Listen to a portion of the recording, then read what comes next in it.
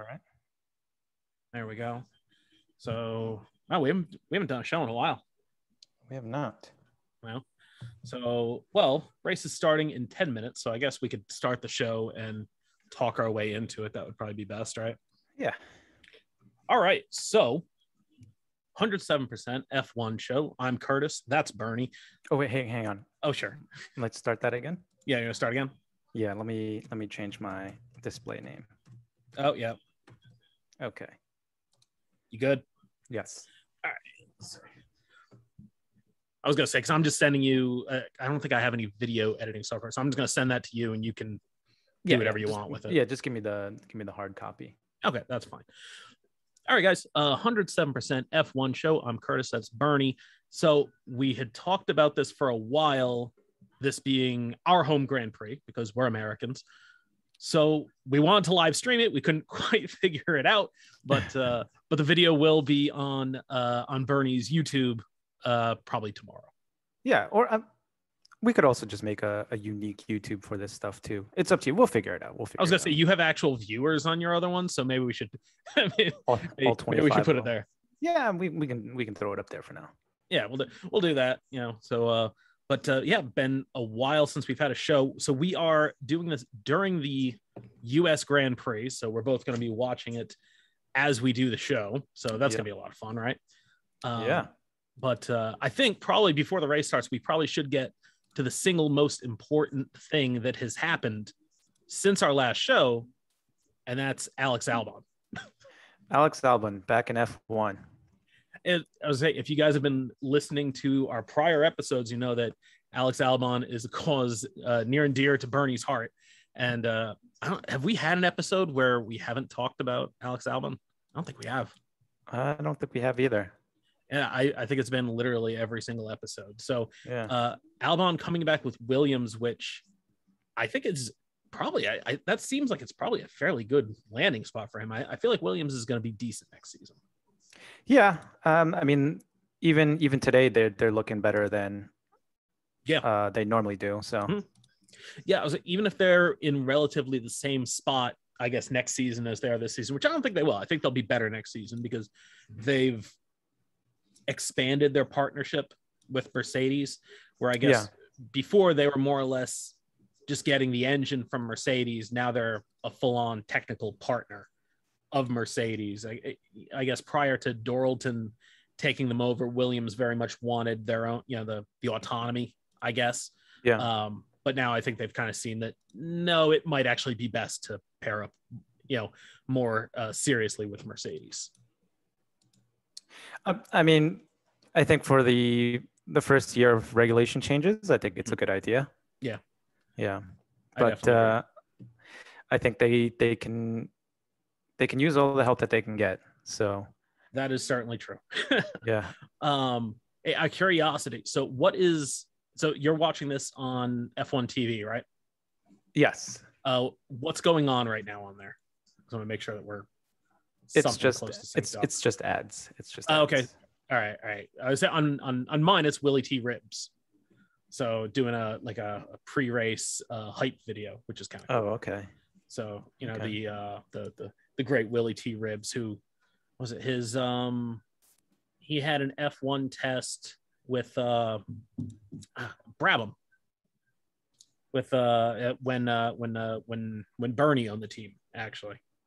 Oh. Yeah, so he was, I don't know if he was the first, I guess he would have been the first Black American to drive a Formula One car. I don't know if he was the first, I don't know if he was just in generally the first Black man to drive a Formula One car. I don't know. But he did get tested. He had the talent, man. Willie T. Ribs was a hell of a driver. But never, I mean, because different time, never really got the shot. Yeah, I can't say I know too much about him. But I will take your word for it. There's a documentary about him that I've been meaning to watch. That I think it was like an Adam Carolla thing. It's called Uppity, and so it's the Willie T. Ribs story, because he had kind of that reputation of being, I don't want to say like difficult to work with, but a guy who, like, looking at it now, I think you understand why, because he was always fighting for, for his spot. Nothing was handed to Willie T. Ribbs. So Okay. But all right, so I got on my end, I have the US Grand Prix logo is up. They're showing Austin. I don't know if we're synced up or not, or at least something close to it. I am still messing around with my second screen because it does not seem to be working right now. Oh, good times. It's working, but it's I don't know what it is. It's gonna be a lot of technical issues and technical talk during this episode, guys. So apologize for it in advance. It's just not showing up like full screen for me. Really? Yeah. It's kind of weird. I almost brought my tablet down here to watch it instead of that, but I'm like, well, that'd be dumb. I have this 50-inch TV right here. I got Dallas Cowboys cheerleaders on the screen. Well, I'll get this working in a second, folks. It'll definitely work. It's just the image isn't filling the screen properly. I'm using my older TV right now, which could possibly be why. Qualifying yesterday was probably better than I thought it was going to be, if I'm honest. I mean, yeah, especially Checo made a little run at the end. I thought it was going to be a Mercedes bloodbath all weekend. I know. And I don't know. So I was actually reading about, because I guess they say this track, Coda and Istanbul, are fairly similar in terms of the needs of the car. But I guess what they're saying is really that, because Mercedes was quite a lot faster than Red Bull at the last race, but they say it was really just that Red Bull severely underperformed at the last race, and that's why they were off by so much. So it's not that Mercedes found anything; it's that Red Bull had messed up. Yeah, I think it was interesting. You were saying that who was it that got hurt? Oh, Adrian Newey. Yeah. And as soon as he literally came back after Istanbul and was like, "Yeah, you guys messed up the setup," and came in and apparently righted the ship, because here we are with Max on pole and Checo right up there with him, which is nice to see, considering that Checo really hasn't been that close to Max lately. Yeah, I'm not really sure what's been going on with him lately, but I don't know. It seems like after they gave him that contract, he hasn't really been showing up. No, and I realize it's difficult to be Max's teammate, and especially if you don't want the car set up the same way that Max does. I mean, let's face it, they're going to skew it towards Max Verstappen. That's just how it is. So I mean, maybe some of it was him getting used to it, but he actually, through this part of the season, his average qualifying was actually better in the Racing Point last year than in the Red Bull this year. So I think that was before. I don't know if that takes qualifying for this race into account, but before this race, he was averaging 7.5 for the Racing Point, and 7.75 is his average starting position for Red Bull, which I thought was interesting. Okay, I think I lost you there for a second. Yeah, you did, and so I saw that you were gone, so I just kind of kept talking and powered through it because I'm recording on my end. Yeah, I'm so sorry. It should be all set now. I got you on the big screen. Oh, good. I'm on the big screen. All right, great. Yeah. I'm so sorry. Okay. Okay. So formation lap just started. Do you have that? I still got them sitting on the grid. They haven't actually moved yet. Really? Yeah. Let's see how far behind you I am. Because according to Hulu, I'm live. Everybody's vacating the grid, and Max is about to roll off. Okay. I will stop mine. Yeah, give it like 15 seconds or something like that. Yeah. No, still sitting on the grid. Still sitting on the grid. Sitting on the grid, yeah. Okay. I might be almost okay, there we go. Now the formation lap's starting. Let me know when Max gets right to the apex of turn 1. Okay. See, Lewis is coming up to the inside and apex of turn 1. Okay. So Lewis tucking right up behind him. Yep. They're right under the zoom sign. Yep. Okay. Yep. All right. All right. Good. Well, see, there we go. All right. We're close enough, I think. Okay. All right. Well, sorry, folks, about all that technical issue. Riveting commentary. Yeah. About getting the video synced up. Yeah. I was prior to this, for the first time in a while, I actually turned on the old PS4 and I was running some laps at Coda. And, on what, Assetto Corsa? No, on Project Cars 2. Okay. And I haven't played those titles yet. No, well, so it's good. It's not as hardcore as Assetto Corsa. And it has a nice variety of cars. So actually, the first thing I had taken out was an Indy car, and that was IndyCar on Coda. Okay. Yeah, and because I think they run there. Then they have kind of their generic Formula One car. So I took that out, and I was terrible. And then I took the Audi R18 LMP out. I got some good laps in. I really didn't care for the track much at first, but the more laps I ran, especially through those the S turns, that kind of complex there is actually a lot of fun. Yeah, I was about to ask how the LMP cars run around that track. Pretty good. Yeah. Well, so even at I don't know about the R18 necessarily, but in like the Audi R8, R10 era, so that would be 2008, 2009, 2010-ish, somewhere in that ballpark. Yeah. The lap wouldn't have been as fast as a Formula One car, but the cornering speeds were actually very similar. What's the top speed on those cars? Probably right around the same 2 bills, but the fastest I got that one going on the main straight using all of the curves on that car. I think I got it up to about $190. Okay. At the end of the longest straight. So I was probably about 10 miles an hour shy of the Formula One cars. And I don't even know what anyway. Yeah, I don't even know what my lap time would have been. Because I mean, look, I suck out loud and I don't know the track. So Coda's not one of my best tracks either. So no, it has a lot of funky. I don't know. It's one of those like a lot of understeery turns, like really long understeery turns. And and a lot of like late apexes and that kind of stuff. Yes, it's pretty much. You know, they love that stuff. So now everybody forming up on the grid. I don't know who you got today. What are you thinking? I don't know. I think if Lewis can get to the inside of Max here on the start, I think Lewis, with all that dirty air, Lewis could hold him off. But I honestly think it's just whoever has the better start today.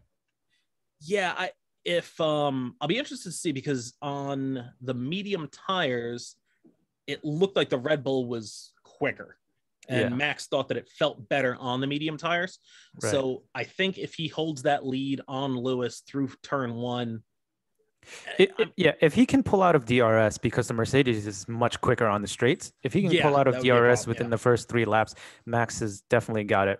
But because before they hit that long back straight, there's a lot of twisty turny turns. Yeah. It'll be really difficult for Max to get back. All right, here we go. There we go. 5 red lights. And we are out. We are underway. Looks like a decent start for Lewis. Ooh. Oh. Wow. Yeah. It was not going to give him any kind of room. Wow. So it works for Checo, I guess. Yeah. Wow, what a sight. Man. Lewis Hamilton with 2 Red Bulls. Wow, even Checo gets in front of Max. No, I think he slotted in behind him. Did he? I thought he did. I think that's. I don't know. Does he want to keep his job? Yeah, I think that's Checo. Oh, okay. I would have been surprised. I didn't think that he was trying to push his luck on that. I must have lost track of the Red Bulls right at the beginning. Well, I could have swore that was Checo that pulled up behind him, but you might be right. I could still certainly be wrong. No, you're right. That's Checo with the yellow top behind him. I'm surprised. And the Ferrari's ahead of McLaren's too. I'm surprised to see that.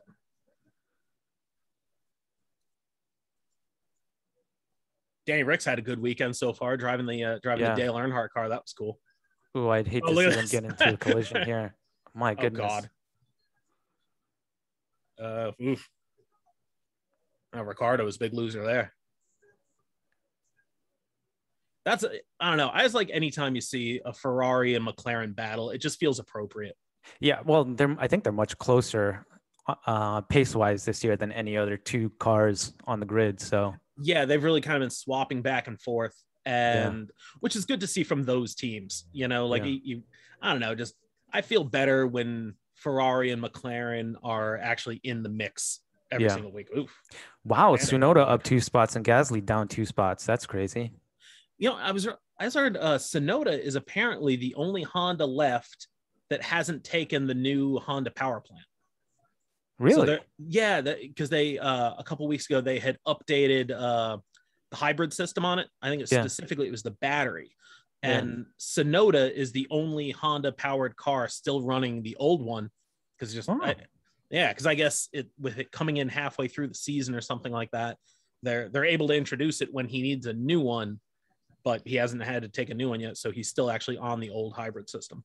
Oh, could explain the lack of pace compared to Gasly, but I mean Gasly is having a hell of a year too, and I think he's a much better driver. So yeah, I mean at least at this point, I mean Gasly is so close to like the top tier of drivers at this point. He's kind of I think so. I mean it's Hamilton, Verstappen, and then it's kind of a second group. Yeah. And Gasly, I think, is probably one of the better drivers in that second group. I think so too. Yeah. With better hardware, I think he'd have better results. I say he's right up there, you know, Leclerc and Sainz and Danny Rick. Yeah. I don't know. Would I put Valtteri Bottas in there? Probably not. In the second tier? No, I think he's either at the bottom of the second tier or the top of the third tier. Yeah, I mean there are days where he has flashes of brilliance where you're like, wow, he's really up there with the likes of Lewis and Max. But I think for the majority of the season, yeah, I think if right now this actually I think bodes well for Max that he's able to keep touch with Lewis. Yeah, DRS will be coming on soon. He's within 7 right tenths now. Yeah, just turning on right now. I mean, there we go. Yep. Yeah, he won't get it on this straight here, but no, to get it on the next one, and you know it'll be very much elbows out for Max when he catches up to Lewis. Boy, what happened to Mazepin? He's 43 seconds behind now. He's Nikita Mazepin. I said something mean about him on Twitter earlier today. Somebody had what did they say about Mazepin? About Mazepin having like finished qualified last in like every race this season or something like that. I said the thing to remember about Mazepin is he's not 20th in points. He's actually 21st because Robert Kubica in his 2 starts finished 14th and 15th. Yeah. And Mazepin's best results are 14th and 17th. Oh, Jesus. So he's 21st in points when there are 20 drivers on the grid on any given race, which I think is just fabulous. How close is he getting here? He's on the back straight right now with DRS. Ooh, yeah. He's looks right like there, but looks like that Red Bull is missing just a little bit, maybe like 10, 15 horsepowers. Yeah, not a ton. But that's a great start for Lewis. It is. And I mean, not giving him any sort of room, but I mean, what are you going to do if you're Max? This is crazy because Verstappen's usually been getting the better starts. That's actually what I was thinking too, was really that it favored Max. Oh, yeah. See, Checo just backed right out. Spot, I must have just lost track of them for a second there. I thought it was Checo. You know, it is funny watching Checo do that because it had always been, I mean, I realize, you know, he's more mature now. He knows the situation and his team fighting for a championship. Yeah. But it really had always been, I didn't even see where that had happened. Was that Stroll going around? Yeah. That's just unfortunate. Anyway, you know, Checo is always the guy giving his teammates a harder time than anybody. You know? But a little different situation than he had been in. Yeah. This was a tight corner. That was them going 3 wide into turn 1. That's a bit much. I'm surprised. I didn't think Norris would be able to stop in time there, honestly. He did lock up a little bit. And I didn't think that Norris would actually end up I initially, when I saw that, I thought that it was Ricciardo that had gotten the worst of it. But it was Norris that actually ended up at the tail end of it. Yeah. What do we got going on here? One of the Alpines. You know, I noticed when you watch the Alpines, the Renault is the only engine that sounds different than the other ones. It is. I love the sound of that Renault engine. It's definitely the best sounding because the other ones sound basically the same, but that Renault it does have a little bit nicer kind of note to it. Yeah, it's got a grittier tone too. Yeah. Mm-hmm. Are they still? I'm trying to think. Renault, I think they're still using just the single the non-separated turbo, because that's Mercedes and Honda both use that separated turbo, but I think Ferrari still doesn't, and I believe Renault doesn't either, if I'm not mistaken. I don't know too much about the engine parts. Yeah. So again, I will have to take your word for it. And that's the other development since we've been back was the 2026 regulation meetings over the engine, and it looks like we're getting either Porsche or Audi or both. Porsche and Audi, which I still don't really understand, but I wouldn't argue with it. I'd love to see 24 cars on the grid again. That would I was be telling you. Yeah. A factory. I mean, I suppose they could do something like Red Bull does, just design 2 chassis. I mean, if an energy drinks company can do it, why couldn't the Volkswagen Group? Yeah, like an actual car company. Yeah, and just they can joint develop the engine and badge it whatever the hell they want, I suppose. Yeah. That would actually be pretty cool. Having Audi and Porsche both on the grid, that would be awesome. Yeah, anything to get more cars on the grid. I'm cool for with. Sure, and definitely and more. I don't know, more engine manufacturers. That's kind of right. Because it is tough right now. I mean, especially for Renault because they only have the 2 cars. You end up with like, was it last week with not last week, sorry, Istanbul with the Honda powered cars trying extra hard to hold up Lewis and the Mercedes powered cars trying to hold up Max. Yeah. And I don't know, I'd like to see more variety and just where there's no like. I realize with AlphaTauri you're going to get some of that, but I guess I'd also like to see a more level playing field where it's like, well, no, why would I help Mercedes? Even though I'm Mercedes powered, I'm trying to beat them. Yeah. Where right now there's just no chance. Right. I mean, at least with Red Bull and AlphaTauri, they're pretty much the same family. The Mercedes cars totally different teams. Yeah. So, I mean, I'm sure there's a little bit of allegiance there, but they're not going to be ruining their races trying to hold up Verstappen just so Lewis can get the win or something like that. No, not nearly as hard as AlphaTauri would, because even Sonoda talked about holding up Lewis rather to try to hold up Max, or sorry, the other way. Try to hold up Lewis to help Max. There we go. I got there eventually. Figured it out. When did the Red Bull cars start running Acura on their rear just wing? For this race? I noticed that this weekend. Yeah. All right. I was like, something looks weird because I don't know that Acura exists anywhere other than the United States. Really? Yeah. They might, but like in elsewhere in the world, the Acura NSX is a Honda NSX. How about the Acura Integras and stuff like that? That was a Honda Integra.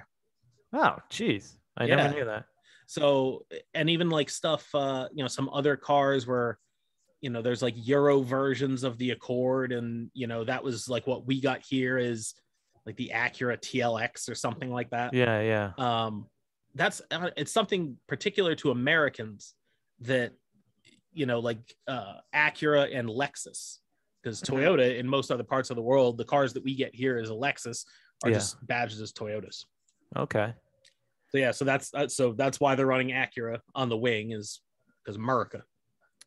Makes sense. I guess if all the places to run it, this would be the only place that it would make sense. Yeah. So, think about it. When you're playing Assetto Corsa, if you're playing the NSX in there, I believe it's badged as a Honda in that game. I think it is. Yeah, I think so. See, there we go. See, we learned something today. But there we go. Little wheel banging between a Williams and Alpine. They've run this replay a couple of times now. Not bad. Lewis managing to hold the lead over Max. He's not drawing. He's not pulling away at all or anything like that, though. I don't know if he's just keen to just. Well, yeah, he's quicker. It's like, well, yeah, that's obvious because you're not pulling away from him. Yeah. Although, yeah. I don't know really how much close. I don't know how much faster you would have to be. I just assume if Max got past Lewis, I think he would be driving away from him. Yeah. Because Formula One. Yeah. Let's see how close he gets here. Yeah, he's definitely going to need to get closer than this. Yeah.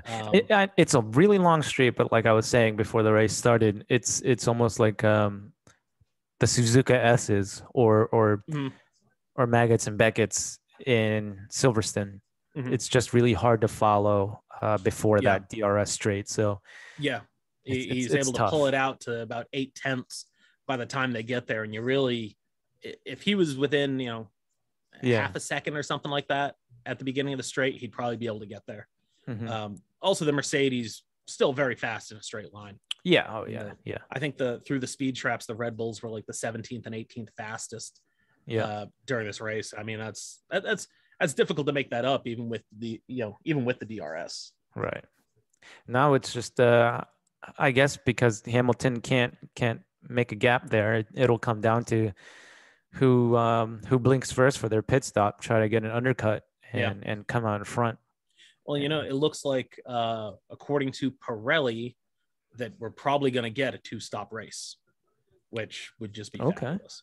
And I guess there's 3 different strategies that they had as being, very similar in terms of, they had like starting on the yellow tire and then going, yellow, or, going medium, hard, medium. And then you could also go like medium, hard was the same. And then they said like soft, hard or something like that. We're all basically similar in terms of time. This is weird though. Alonso going in lap 8 here. Yeah, that's after starting on the mediums. That's a bold strategy. Yeah, I mean, I guess he was stuck behind Vettel. But I mean, God, you'd have to think that those hard tires could go a lot longer. I would hope so. I don't see them lasting another 48 laps. I mean, he's gonna have to, and he's gonna try to go 44 laps each on the hard tires. I believe that was what Pirelli was quoting as the upper limit on 44 on the laps. hard tire was 44. I'm sorry, not 44. Sorry, 24. 24, 48. Yeah. Yep. Thank you, baby. Yeah, you'd be right up against it. Yeah. I don't know. It still seems kind of early though.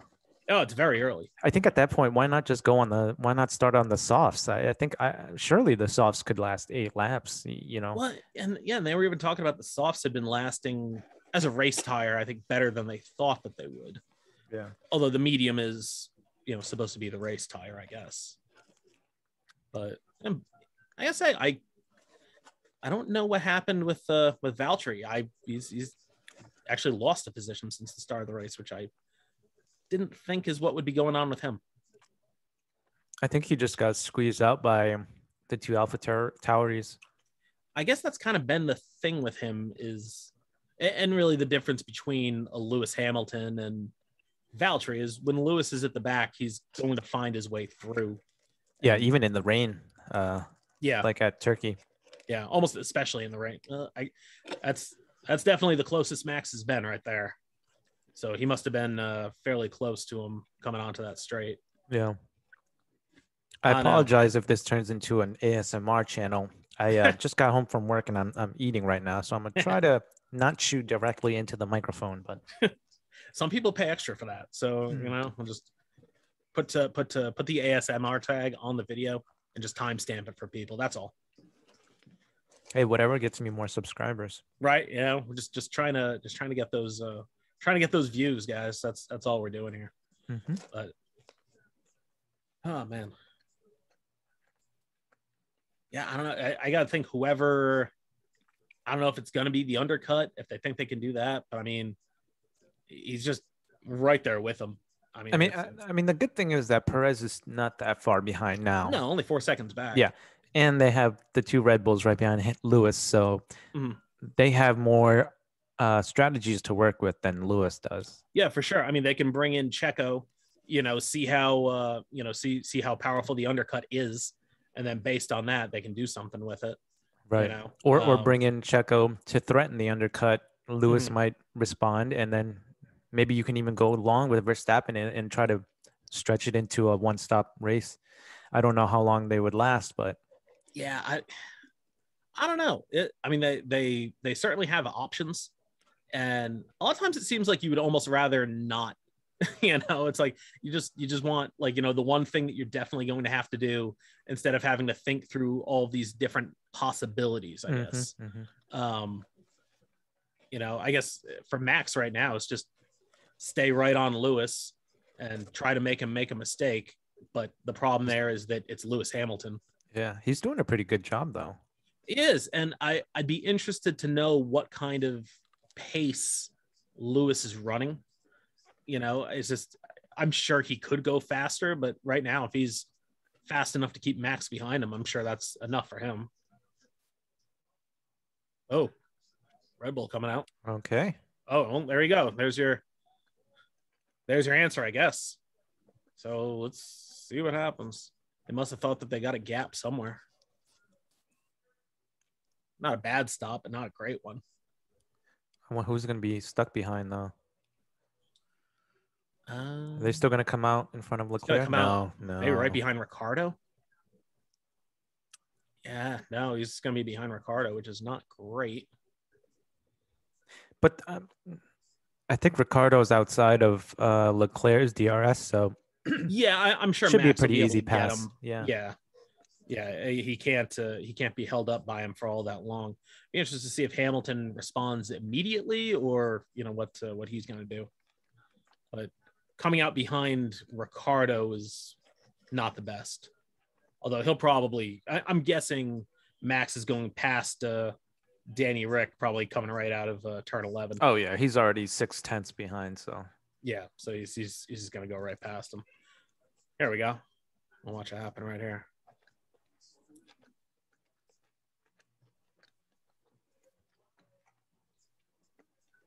Maybe. Yeah, McLaren is fast though. I mean, not fast enough to prevent that, but yeah, I don't think Ricciardo's using too much. No, he doesn't. Engine mode. No, he doesn't have any. Really, doesn't have any reason to try to. Oh, there we go. I think Verstappen's going to overtake Lewis in the pits. I guess that'd be interesting. I think as long as he's not held up by Leclerc. Yeah, I mean, even that, out on the fresh tires, and the Red Bull is significantly faster than every other car except for the Mercedes. So, I don't know. So I guess that'll be a 2-stop strategy. So he'll have to, because he was on lap 11. So he's got 45 laps. So he's going to run 22 and 23 laps or so on those hard tires, which that's doable, Man, these must be the softest compounds if the mediums only lasted about 11 laps. I know they ran qualifying on them. I think it's actually the middle three. I think it's C2, 3, and 4. I believe that's what they brought. I didn't realize Coda was such a tire intensive track. I don't know if it's because it's not supposed to be super grippy, but it's bumpy and all sorts of stuff. So I don't know if it's just something that, I don't know if it just wears them out or if it wears out, from bouncing around stuff. I mean, look at the cars. They're just jumping around as they're going around these turns. Yeah. It's also, I guess, fairly hot at the track. I don't know if that's by Texas standards or just by, F1 standards in general, but they were talking about the heat. Yeah. So, yeah. So, I mean, at this point, Verstappen, 17 seconds. I mean, he's going to come out well clear of Lewis when Lewis does finally come into the pits. I don't know what Hamilton's strategy is, though.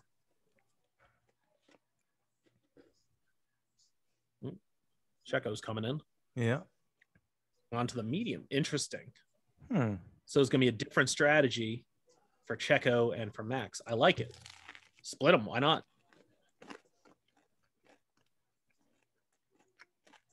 Huh. Ooh. Slow stop.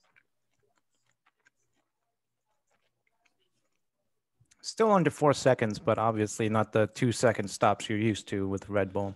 No, I guess they changed where they have to manually do something on the guns to clear it or something like that. And it does seem to have hurt Red Bull more than it's hurt anybody else, which I suppose makes sense. So we're at lap 13 right now. Mm-hmm. Most everybody's pitted except for Hamilton and Bottas. Yep. Just to update everybody where we're at while you guys are, if you guys decide to listen to this. Up 13, Verstappen's 15.5 seconds behind, and looks like he'll be overtaking Hamilton whenever Hamilton does pit for his first time. So I don't know if maybe Mercedes is looking at a 1-stop. I don't know if maybe they think they know something else about the hard tire. But man, that would be asking a lot from that tire. Hamilton could have also been holding back just to see how much the Red Bull could push. Yeah, I can see Hamilton is probably, again, like when Max is behind him, I'm sure he was probably doing just enough to keep Max behind him. Oh, here we go. Here comes Mercedes. For who, though? Who we got? Lewis. And sending it into the pits, though. Jesus. So Mercedes could do. It's not bad. Nice, clean little stop. Just shorter than Max's. Should still come out in front of Sergio. Yeah, because I think he had a pretty comfortable. Ooh, there goes Max. Right past him. It'll be interesting, though. All right, so now Lewis on a slightly newer tire, Max on a hot tire.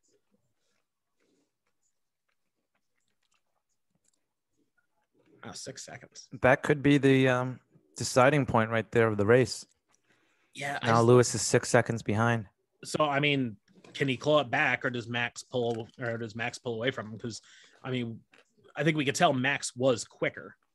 You know, so Lewis doesn't have DRS to help him stay close. No. So, you know, we got to watch that 6.5 seconds or so. And does it start coming down, or does it stay where it is, or does it go up? But if anybody could come back from this, it would be Lewis, you know. Yeah, no, like I it's why, like, I don't know that I'll ever bet Formula One racing, because I would just have to put the money on Lewis Hamilton every single week. That's the problem, you know, is how do you bet against Lewis Hamilton? You know, you can't. No, he's just, and you know, it's over one lap, but we're already down to 6.3 seconds. So he's already taken about half a second off of Max since he came out of the pits. Yeah. So, but again, getting to him and getting past him, very different things. Checo looks to be becoming less and less of a factor. Yeah. Well, I wonder if, because Checo went on to the medium tire. So I wonder if he's trying to pace the tire. It could be. You know, to try and make it last a little bit. Ooh. Gasly's tire's looking ragged.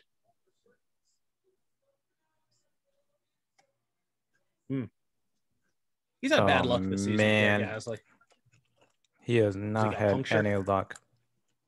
Yeah, he's got the old school, if he didn't, if it weren't for bad luck, he wouldn't have any luck at all. Looks like a suspension issue with Gasly. I was gonna say I have the sound on my TV, but I can't really hear it. I have the volume on barely in my headphones. Yeah.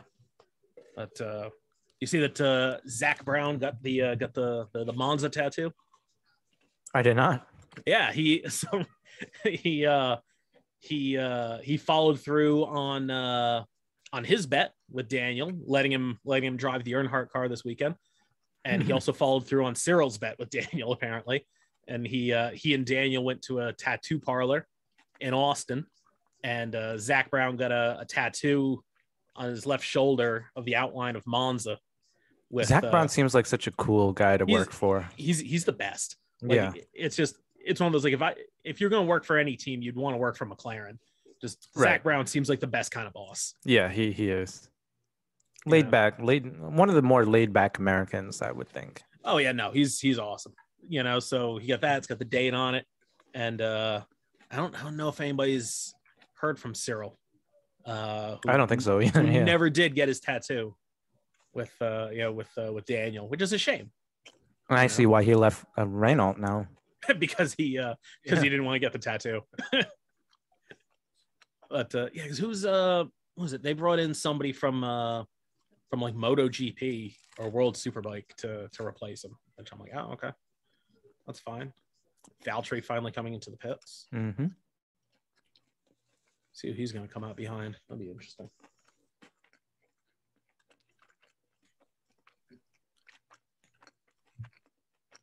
I know. I think I say Danny Rick looks like he does have his mojo back. I think so. Yeah, he's got to be feeling much more comfortable with the car now. I mean, other than the first lap, we haven't seen much of him, but just looking at the position charts, he's right behind Leclerc. So, I mean, well, 6 seconds behind Leclerc, but no, man, that's fine. You know, he's running fifth. You know, what else you want? Except he started 7th. It's like throwback to 2000s. I know, right? Old school right here. Raikkonen versus Alonso. I think I saw some carbon fiber flying up there. You know, somebody lost part of their barge board. Yeah, that's what it looks like. I would have liked to have seen Kimi be having a better send-off season. You know, it's unfortunate that he's kind of going out with a whimper a little bit. He hasn't been the same since he won the championship back in, what was it, 07 or 08? Yeah, his second go-around hasn't really been... No. He's had his moments. You know, he's been really winning good here at times. A few years back with Ferrari. Yep. And I mean, same thing with Alonso. I wish that the Alpine was more competitive, because they're in a little bit of a no man's land where they're generally better than the Williams and usually better than the Alfa Romeo, but nowhere near fighting for the top. No, you know, which is odd because last season they were right in there with Ferrari and McLaren. You know, well, there we go. Yeah, take just a little bit of that barge board with them. Yeah, I think that was the Alpine car got the worst of it. Nice.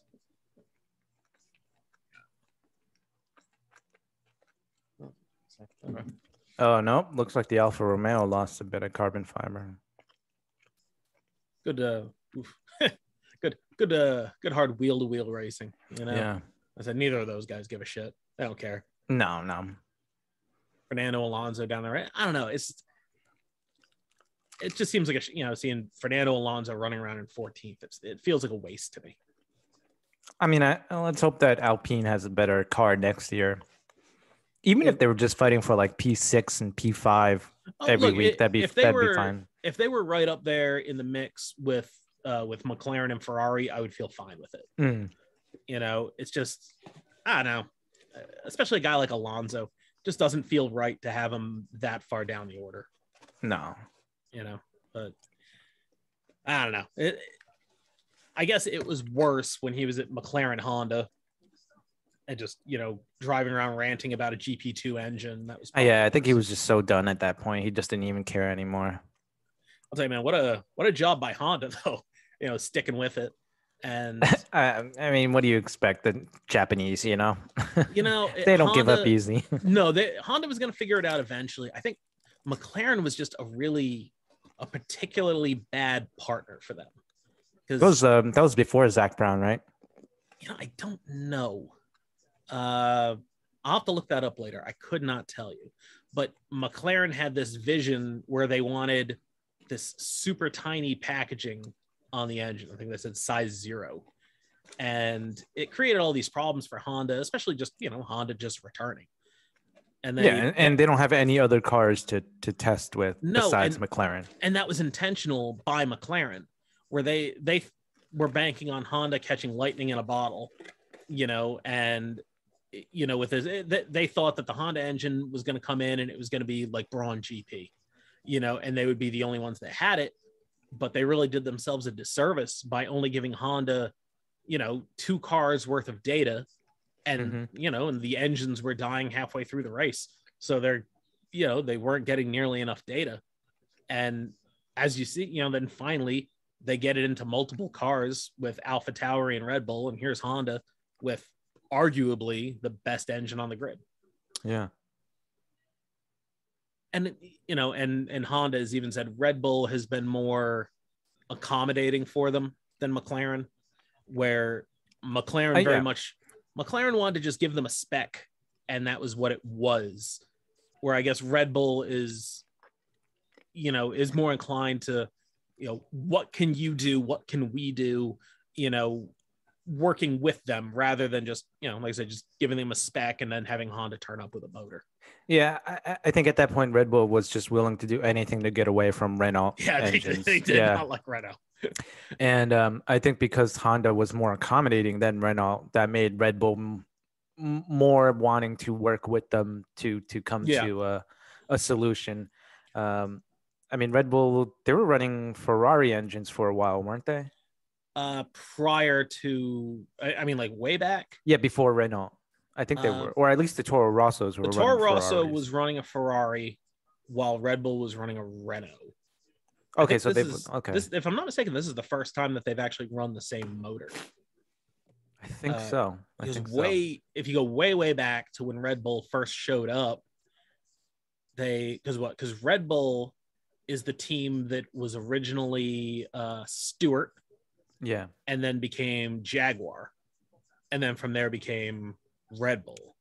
And AlphaTauri is the team that used to be Minardi, and of course AlphaTauri is based in Italy, so they usually, so running Ferrari motors made sense for them. Yeah. Boy, the politics of F1 are kind of complex, huh? It's always, I don't know if maybe that's part of why people like it as much as they do, because there really is a lot of off-track drama in basically every way that you can think of. NASCAR is pretty cut and dry. It's just you got your make and then you've got your team, pretty much, right? And the more like spec cars, I guess. That they have to fit a template. The Chevy is really kind of the same as the Ford and the Toyota, and I think the engines are different, but I mean, how different can you make a 355 cubic inch, a little bit valve V8, a little bit different here and there, but I mean, I think American cars pretty much use all the same formula for everything anyway. Even the Indy car, the chassis are all the same, but like the stuff like the suspension and the brakes are open for development on IndyCar, which you don't really think of, because people think it's a spec series. I don't. Those little things add up. Those little things add up. Like for sure. Brakes and suspension. I mean, that's why when you have like, if you watched IndyCar, there's Roman Grosjean goes to IndyCar, and he's also he's like the most popular driver in IndyCar now. He is. He just sends it, and people love it. And people love like rising from the ashes kind of story too. Well, they call him the Phoenix over there. Yeah. And he, he's in this small team, Dale Coyne Racing, but kicking ass. Oh God, he was great this season. I mean, there was a couple of races that he was right there. At Laguna Seca. If he would have had 4 more laps, I think he would have won that race. One or two questionable dives there towards the end of the race. Stuffing it inside Jimmy Johnson going into the corkscrew was but ambitious. people love that to see that passion though, So.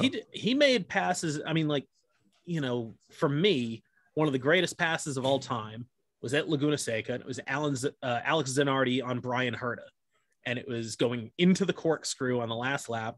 And it probably wouldn't fly now because Zanardi very much just like straight lined the corkscrew. Yeah. And Grosjean did that like 3 times in that one race, outbraking guys into the corkscrew and making it work and keeping the car on track. And he did make contact, but I mean, it's IndyCar. Yeah. Well, with Jimmy Johnson, he locked up a little bit. Was he passing Jimmy Johnson for position, or was he just overtake? No. He was just Johnson was a lap down. Oh, okay. But because there's no blue flag rules in IndyCar, either the next car or the leader was Johnson's teammate. So he wasn't going to make it easy. Yeah, so it behooved Jimmy Johnson to just, make himself as wide as possible. So I'm sure Jimmy didn't mind it too much, or he couldn't have been too upset about it. No, Grosjean apologized to him after the race because it was he would have found somewhere to make it work eventually, but he wanted to make it work there and then. So I mean, I think he finished in whatever position he was at that time anyway. Right? Johnson was around like 20th. It was no, I meant Grosjean. Oh, Grosjean. Yeah, I think that was the last on-track pass that he made. I don't think he got past anywhere else. But he's going to be racing for Andretti next season, which is going to be cool. Ooh. Big, speaking of Andretti, yes, and the guy that just popped up on screen, Giovinazzi and Alonso having a little battle there. Always like to see that. So hopefully we'll get another American team on the grid technically next season. Yeah. If Andretti Autosport follows through and buys out Alfa Romeo Sauber. I don't know if Herta can make that transition super quick though, and I don't think he technically has enough super license points. No, he doesn't. Although I think they were talking about exceptions if he were to come over. They can do that, or if the deal gets done before the end of the season, they could put him in the car in FP1. Yeah, to try to get him the points and the experience. Last few races. Yeah. I think he's skilled enough. He's fast. He's a really good driver. But yeah, he only has, I think, 31 points and he needs like 40. Yeah. But I'm like, I don't know. I got to believe he's already better than Nikita Mazepin, you know? I would think so. And Mazepin pretty much bought. Yeah. No, very much bought his seat. I mean, yeah, bought his seat. Herta would kind of be doing the same thing, I guess, in that, you know, he wouldn't necessarily be coming with like oil backing, but it's, you know, he'd be coming with the backing of Michael Andretti, which, you know, that's pretty good. And I do think that it would be big for them in the United States to put an American driver in the car. Yeah, I don't know how much it would help the. Oh, Jesus. Is your cat okay? My kitties. Good God. Is he all right? The boy just likes to attack the little girl. Oh, okay. Well, there we go. Yeah. Or he wants to play, but she doesn't want to play. Oh, okay. Well, you know. Yeah. So if anybody's wondering, that is the cat that is the namesake of my channel. That is Benjamin being a bad boy over there. Anyway, what were we talking about? Colton Herta. Yeah. You're right. I mean, I think he could come in and make a bigger impact than a lot of, well, not a lot, but a couple of these drivers that are on track right now. Yeah, I don't think anybody thinks that he's a Hamilton, Verstappen type of talent. No. But I think he'd be a better option than Giovinazzi. I was going to say, could he be Giovinazzi, Lance Stroll, Nicholas Latifi, Esteban Ocon? Can't be worse than Giovinazzi. You know? No, I mean, Giovinazzi's fine, I guess, you know, but if your choice is, because I don't know, does he bring sponsor money? I don't think he does. He's a Ferrari guy. Yeah, he's a Ferrari Academy driver, and that's why he's probably been in here as long as he has been. And I still don't know why Ferrari haven't replaced him with the 3 or 4 other much more obviously talented guys that they have in F2 or previously had in F2, like Callum Ilott or Schwartzman or something like that. But he must know somebody. Ilott's going to be full-time in IndyCar next season. Yeah. So, and I think Ilott's a better driver than Giovinazzi. So Giovinazzi must have contacts or he must have some sort of backing. Kind.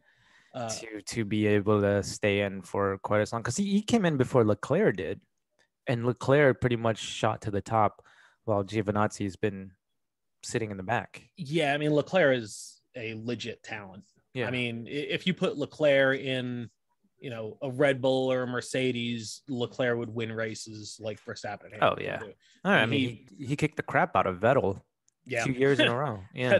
Vettel has I love Vettel, but he does have a habit now, I guess, of getting run out of a team by a new young teammate. Yeah. You know, happened to him at Red Bull and happened to him at Ferrari.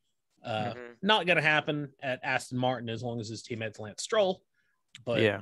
You know, I do wonder how long that'll go on for Lance Stroll. Like, how long can he be okay? Because Stroll's fine. He's not a bad driver.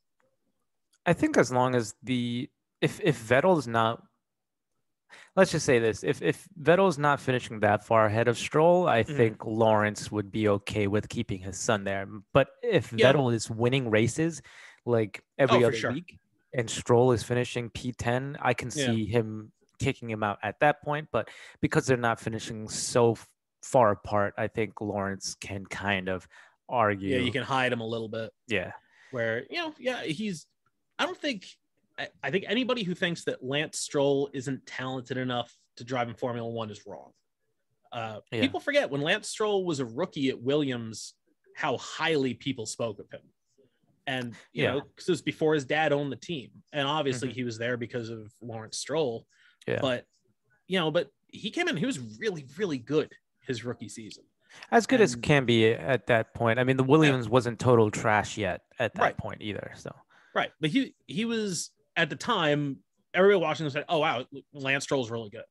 Yeah. And he's been fine. I think he hasn't maybe progressed. Yeah, he hasn't improved at all. Yeah, like a Charles Leclerc, you know, from the first time that you saw him on the grid to now, he's a lot better. Yeah. You know, he's, Max Verstappen, Lando Norris, these guys that you think of when they first showed up on the grid versus now they're complete veteran drivers. And Stroll hasn't really taken that step like those guys have. No. Which, I mean,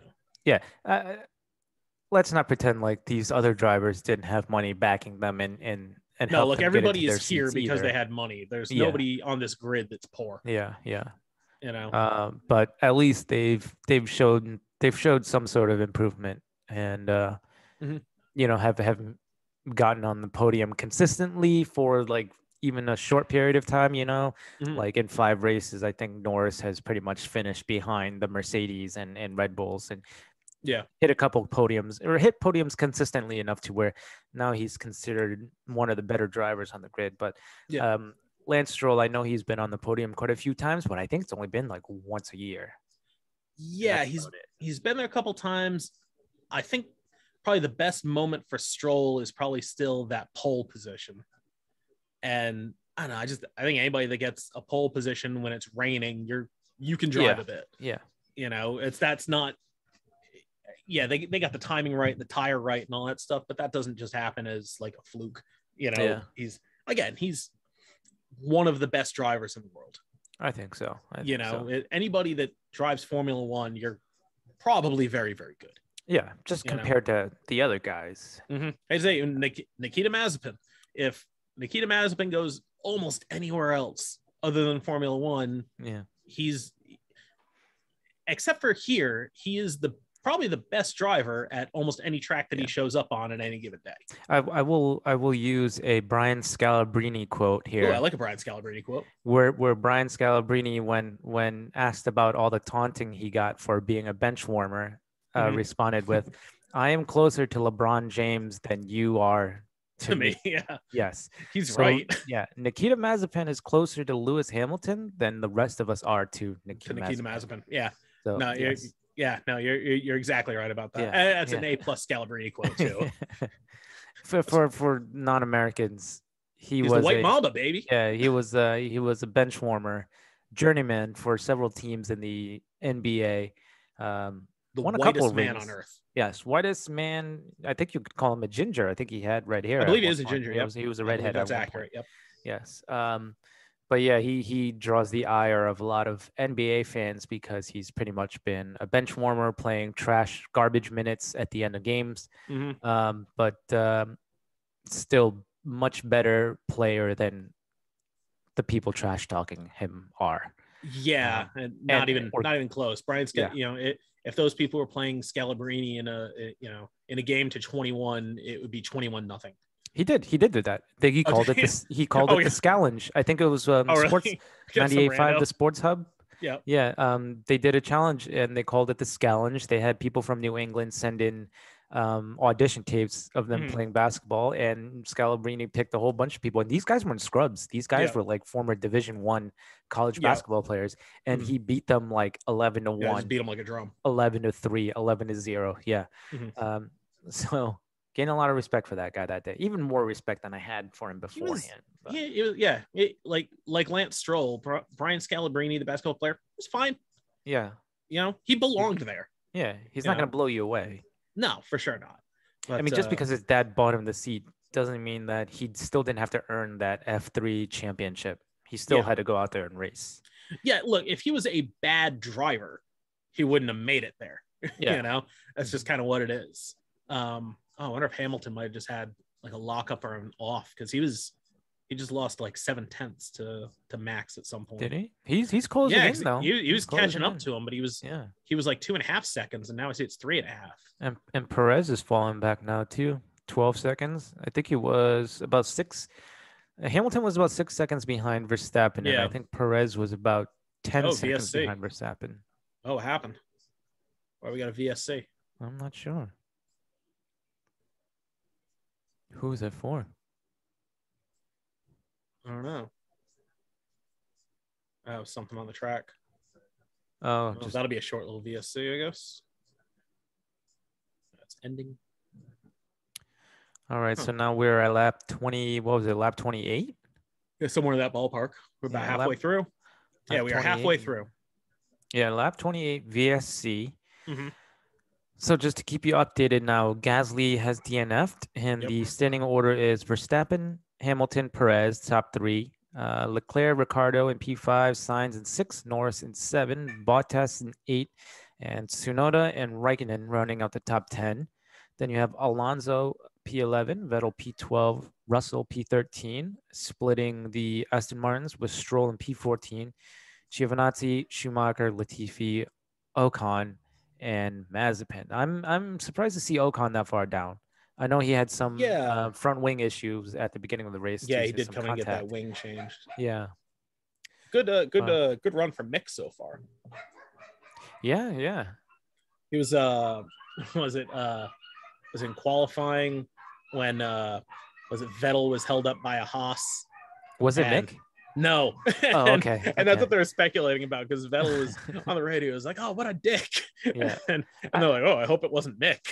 And I didn't think it was Mick. I was like, I think Vettel would know better than to call Schumacher a dick. I mean, I'm sure he knows which cars Schumacher I'm sure he was probably told, who was ahead of him. Yeah. Coming up onto the track, I'm sure. Yeah. But there was also just a radio message from Checo where he said that his drink system wasn't working. So Russell up in P13 there. Where did he start? P15, I think. 20th. Right? Russell? Yeah. Oh yeah, he had an engine issue, right? Yeah, yeah. Yeah, so that's a good run for George. So far. He's made up some positions. Aston Martins don't look so strong this race though. P12, P14, Vettel and Stroll. They didn't look good in qualifying though.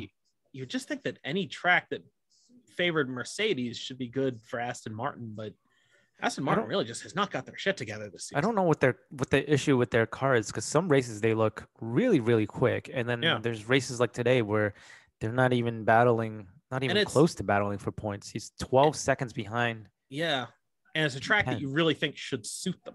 Yeah, it's I don't know. They've just had a weird season. But I don't know. I'll be interested to see what it looks like next season when they're. Yeah. I don't know. Perez is now 15 seconds behind Verstappen. He just dropped back another 3 seconds in like the last 2 laps. I don't know what the hell's going on with Checo. Hamilton's still sitting at about 3 seconds. Checo's tires probably also worn out too, because he is on the mediums. Yeah, he is on the mediums. So I mean, if he's gonna come in onto the hards, he would still have to put 27 laps on those tires. Yeah. Lap 29 now. Alonso coming into the pits. There we go. Nice tidy stop. Yeah, another set of hard compound tires. Go. Red Bull's bringing in somebody. I assume Checo. No, it's Verstappen. Oh, wow. He's going to undercut Lewis again. Yeah. Oh, it was kind of slow. Well, I mean, Lewis was gaining. He was. He was 7/10 quicker, but Max did still have 3 seconds in hand. Yeah. So I can't imagine. Let's see. Radio message for Lewis. I guess probably in engine mode. Oh, and it comes out right behind Checo. That's pretty good. Yeah. He'll probably give him DRS on the straight and then send him on his way. That's solid strategy by Red Bull right there. Yeah, I think so. Yes, I don't know if Checo's gonna. So let's see, 26. Because I guess Max only put 19 laps on those hard tires. Yeah. I mean, is he taking? I guess he's taking those to the end. Oh no! Really slow stop for Ferrari. Oof. Carlos Sainz, boy, this guy does not have any good luck. No, 5.6 second pit stop for Sainz. It is unfortunate. Here we go. There's the DRS. Checo waving him by. Pretty much doing what I thought they were going to do. Mm-hmm. They definitely planned that. That is lovely timing by Red Bull right there. That's nicely done. Yeah. But that's what you can do when you put 2 cars in the top 3. Yeah. And you don't have your teammate lingering down there in 7th right now in Valtteri Bottas. Should make up for some of the time he would lose being on the cold tires on his outlap here. So excellent move by Red Bull there, I think. Yeah, no. And I mean, it's still going to be, he's going to take the time out of Lewis. I guess it's just, do they think that they can do 26 laps on those tires? Mm-hmm. Meanwhile, Lewis just sets the fastest lap of the race. So, Lord knows Lewis is holding a little bit back. Ricardo is driving much better than Norris today, isn't he? I mean, Yeah, unless he's got there's 7 seconds. Unless there's some sort of damage that we don't know about. Perez coming in now too. I think it's just that Danny Rick is in his second home race in the United States. You know? So I think it just suits him. I just listened to his Beyond the Grid. I saw that the other podcast. day. I was going to listen to that. How was it? Yeah. It was good. He talked about his victory in Monza. He talked about his love of the U.S. and Dale Earnhardt and Austin and stuff like that. It was I mean, it's Daniel Ricciardo. It's going to be interesting, you know. Right? Yeah. Slow stop for Norris too. Did McLaren double stack? They did. They had 7.5 seconds between them. Yeah, so you can do that. Ooh, can you get him? Okay. Yeah, so I think you're about a second ahead of me. Am I? I got what was it Norris just coming out right ahead of Mazepin. Yeah, that's what I got right now. Yeah. Okay, that's fine then. Yeah, it must be just 1 second ahead of you. I'll pause and start. No, it's fine. I'll do it. There we go. Pause on didn't pause. take long. Yeah, pause on pause. So let's say Max. All right. 2/10. Oh, 2/10 in that sector. Yeah, I don't know though. 26 laps on those tires. Well, you know what though? I say that it'll be on a lighter fuel load. It is. Yeah.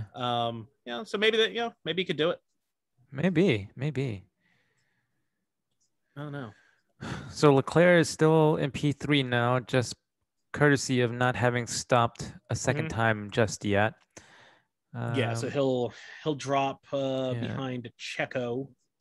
And Valtteri will drop too because he has. Yeah, he's on a different cycle as well. He'll have to stop again. Yeah. So that'll come back around with probably Leclerc 4th and Ricciardo 5th, which I believe is where they were before they pitted. Yeah. Well, this wasn't quite as intense as I thought it would be. No, I think probably when they, at the beginning of the race, when they were on the same, when they were on the same strategy, I guess. But since they've gone off strategy, it's just waiting for Lewis to pit so he can come out about 4 seconds behind Max, and then. The strategies will converge right at the end, like it always does. So it should be a pretty intense last couple of laps. Hamilton will have much stronger, much fresher tires. And I'll be interested to see when he stops next. Like, is he gonna? I mean, I guess maybe gonna draw it out to try to go on to the medium to end the race. That would be. I mean, I don't know though. I mean, Verstappen was only 17 seconds behind when he came out on his tires, so he hasn't made up too much time since he. Yeah. So Hamilton's got to be going long. Yeah. So I mean, that's the way to do it. I mean, if the tires aren't falling off and he's staying about 16 seconds ahead, watch Lewis is just going to one stop it. Toto still seems to think that Hamilton has a shot at winning with his last team radio. So leave it to me. Yeah, I don't know. It's weird. The gap's just been sitting at about 16 and a half seconds now for the last lap and a half or two. Yes. I mean, I don't know if Hamilton's tires are going to hit a cliff. Seems like they're still fine. Yeah. I mean, Mercedes have always been better with the harder compound tires than Red Bull has been all year long. Actually, still 16.3, 16.2. Okay, well, that's interesting though, because so if Checo can get up behind Max, you could end up with a situation where Hamilton comes out behind both of them. No. Perez is 21 seconds behind Verstappen. Okay, yeah, sorry. Yeah. Okay, yeah, this is in gap to leader. My bad. Yeah. Okay, so he's 37 seconds behind Hamilton. Yep, no, I can't read. All good. It's all good. It's fine. Oh, God. I just don't understand why Perez is falling so far back. Unless they purposely did that just to give Verstappen the DRS there. Because I mean, I guess there'd be no negative effect of it since Leclerc is so far back. It's not like Perez is gonna. He's third. It looks like he's gonna be third. Yeah, he's not catching those two, and he's not being caught by Leclerc. So I guess he's sacrificing him wasn't really costing them anything in the end. No, and I guess he's not gonna play into anything that Hamilton does. Yeah, so at that point, I guess just leave him out there, use him to help Max with the one little DRS run, and bring him in. Yeah. Okay, looks like Verstappen's made up a little bit of time now. The gap's down to 15 and a half, so his tires must have just gone off. Fallen off a little bit. Yeah, just this last lap here. Which wouldn't bode great for Verstappen getting 26 laps out of those tires, because I think Hamilton is 20 laps on his. But lighter fuel load. So. Again, yes, yeah. Oh, there we go. Yuki, come on, go get him. Did you see there was a video that Honda put out? It was the two Red Bull drivers and the two AlphaTauri drivers with a Honda Ridgeline pickup truck. No, I didn't see that. Apparently, it has like a storage compartment under the bed in the trunk. Yeah, and does so Yuki fit under it? He does. So that you got the video is Gasly and Max were having a conversation about something, and Tsunoda and Checo are standing there looking at this compartment, and Checo's like, "Hey, you should get in there." and Yuki climbs in, and Checo is able to close the lid. And so the Honda Twitter account was, your new Ridgeline comes with a Yuki Tsunoda storage compartment. In parentheses said Yuki Tsunoda not included. That's a good ad right there, man. It fits an entire Yuki Tsunoda. Yeah. Which it's not much, but it's something. He's a very tiny man. Yeah. He is a little dude though. He is. I mean, that's big gigantic head, as per usual with Asian people, but which you can say that. Yeah, because I have a big gigantic head and I'm Asian. There you go. Yeah. I forgot that we actually have a video for this one, so people will be able to tell. Let's see. Yeah. Yeah, there you go. These are generally big earphones. They just look small because they're on my head. Jesus Christ. All right. Yeah. So what do you guys do on your show? Well, we talk about Formula One and Asian stereotypes. What? I told you when I was in the Army, I was the only soldier with an extra large helmet, and I looked like a goddamn stormtrooper because it was so big. Really? Yeah, and they spray painted it gray too, so it was like this big like off-white helmet that made me look like a nice Star Wars stormtrooper. Oh, looking like a dark helmet from Spaceballs. Yeah, nice. It was so weird. And of course, I needed like way more pads under my helmet than most guys did because they had, a small helmet, medium helmet. I needed like 2 extra pads to fit inside the large helmet for me. So that sucked. It was never comfortable either. Oh man, I hated that Kevlar. I'll say, do you still have the helmet or did you have to turn that in? No. The Army wouldn't send me home with that. I think that was like a $2,000 piece of equipment. They wouldn't let me. That's for a helmet. God. Yeah. Defense contractors. It was raking it in. I know. I'm sure it's not worth $2,000, but that's probably but somebody paid that much for it. Yeah. There is a difference. Verstappen down under 14 seconds. He's now taking about a second a lap out of Lewis Hamilton. Yeah, I wonder what Mercedes' plan is here. It's got to be the medium tire. That has to be it. Maybe because let him, I guess, stick him out there because at this point 20 laps. If he can stay out there for another 5. 3, 4, 5 laps, put them on the medium because. Can they stretch the mediums to 16? They barely made it to 12 before. Well, at least those were tires that they qualified on. Oh, that's true. That's true. I had a graphic for this earlier. Oh, hang on. I didn't hear that.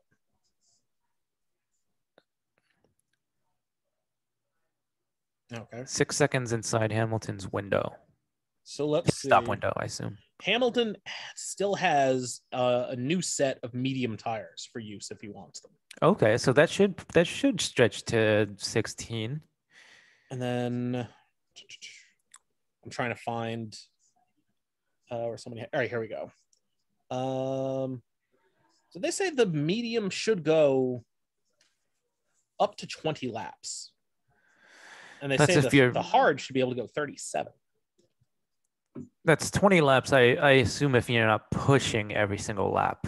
Yeah, and light fuel load at the end of the race and all that kind of stuff. Yeah. But if he maybe if he does it now, he's going to come out 8 seconds or so behind Verstappen on a softer, medium compound tire. Fresher, yeah, brand spanking new. Not a bad spot to be in. No. So especially when you have the straight line speed compared to the Red Bull. Yeah. So I mean, I don't know how hard Max is working his tires right now. I would have to assume he's pushing like hell to try and make that gap as big as possible. Yeah. I mean, I think that's pretty much all he can do. So again, just to keep everybody updated, we're at lap 37 now. Mm-hmm. Hamilton George Lucas, speaking of Star Wars. Hey, there we go. Hamilton has one stop left to make. I suppose if he wanted to. Yeah. I don't think he's taking these tires till the end. No way. It's Lewis Hamilton, like Lewis, you coming in and be like, "No, I'm good."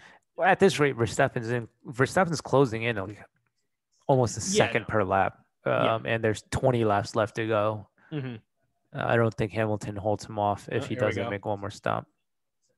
Here they come. Hard tire, huh? Hard compound tires. Well, interesting. Unless this is Valtteri. No, here he comes. Nope. Here comes Lewis. With 19 laps to go. 18 laps to go. I guess the silver lining here is now he can just push with this hard compound tire because he knows he can definitely make it to the end. Yeah, for sure. So he'll be 8-9 seconds or so behind Max as he comes out. Which is a lifetime in Formula One. There we go. 8 seconds, looks like. So he's got 18 laps to pull in 9 seconds. Almost 9 seconds. So he's got to get him half a second a lap, which he can do. Yeah. But we're at the start of catch him and go past him. Start of lap 38 here. Hamilton's about 8.8 seconds behind. Perez isn't catching him. Leclerc isn't catching him. Nobody else is catching him. So pretty much now it's just down to how fast Hamilton can push and how much Verstappen can nurse those tires, because I think they're about 9 laps older. Yeah, 9-10 laps old, somewhere in that ballpark. So by the time the race is over, Max's tire is going to be done. Yeah, he's going to be 27-ish, almost 30 laps old. And Hamilton should still have the better part of his tires should left. So I'm sure that's probably what Mercedes was weighing. Are we better off with the medium tire and you could run it ragged? But if it's hot, and they don't want to do that, then that makes sense too. Once you hit that tire temperature limit, those tires just do not grip up at all. No, I think the hard tire was probably the right choice there. I think so. I would rather push on the hard tire for the rest of the race than have to try to nurse the medium tire. I mean, Hamilton just showed us that he can close the gap. I think he came out 7 seconds behind Verstappen, and he closed it up to about 2.5, 3 seconds before they made the stop. And that was with only 2 laps older or 2 laps newer tires. So now he's got almost 9 laps on Verstappen, and pretty much the same amount of time to close in. So this should be pretty interesting last 3 or 4 laps, I think. Yeah, it looks like that would probably be about when anything's going to happen, either if it's Max's tires falling off or there we go, Hamilton. It's all about the last 3 laps. So there you go. Yeah. Hey, there you go. See? I know what I'm talking about a little bit. Yeah. You and Lewis Hamilton perfectly in sync. Yeah, I knew about it. Nail it every once in a while.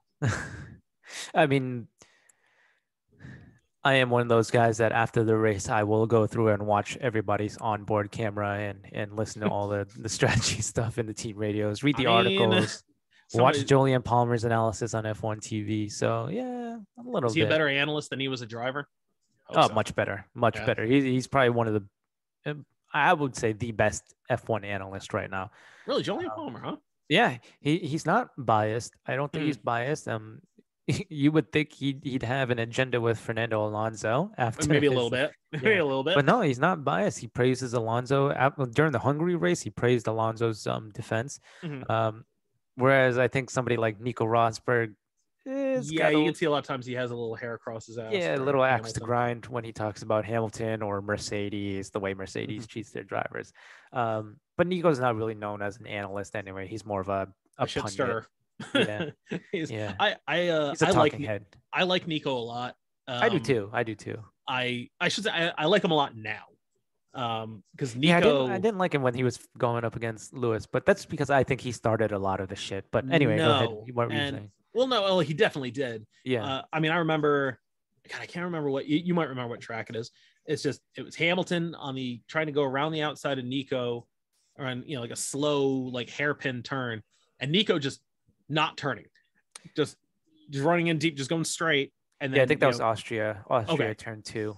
And Nico afterwards being like, well, it's my line. It's like, I can turn in wherever I want. And they're like, well, yeah, dude, but at some point you have to turn, And I think he pulled the same thing pretty much at Spa, going down the really like downhill right-hander. That's kind of I forget what that's called, but yeah, he had a tendency to run into Lewis and then kind of blame Lewis. For that stuff. Yeah, and Lewis wasn't innocent either, but at least Lewis didn't try to pawn it off on Nico most of the time. But no, it's tough because they were like best friends too before they became teammates. They were and they grew up not grew up, but they raced together, right? Yeah. So it's kind of sad to see that. Really, I don't know if they've since figured it out. Yeah, I mean, I noticed that whenever Lewis is on the podium, Nico doesn't really do the interviews. Oh yeah. But Nico will do some of the interviews when like Lewis isn't on the podium, but you don't really see them doing like the post-race interviews together. Right. Yeah. Yeah. I just saw somebody holding up the Barstool Sports Max Verstappen shirt. Oh Jesus. Yeah, I have that Max Verstappen shirt. Only problem with it, I bought it and I think it went through the dryer, and it's non-pre-shrunk. And apparently it shrunk so much that I can't find it. I have no idea where that shirt went. It's your wife probably put it in with the kids' clothes or something. Yeah, it's my 5-year-old shirt now. It just shrunk all the way down. It's a shame. That was a good shirt. Like the first time, the only time I got to wear it. Probably paid good money for it too. 20-something bucks. Hamilton setting purple sectors now. Perez currently with the fastest lap. Yeah, I got to assume Hamilton will end up with that. I think so too. He's got the freshest tires out of all of them, and he qualified much higher than, or not much higher, but better than Perez did. It's like Hamilton just decided to turn on because he was lingering. He was at that 8.3, and then he was down to 9 seconds behind, and now he's got it all the way almost down to 7 seconds. 7 seconds. I mean, he knows these tires will last till the end, so he can push. Yeah, he's coming. 6.9 now, below 7 seconds. I just wonder, I'm like, how much faster does he have to be able to get past Max? And to some extent, is Max right now, all right, Lewis is coming. Are you better off saving your tires for the fight?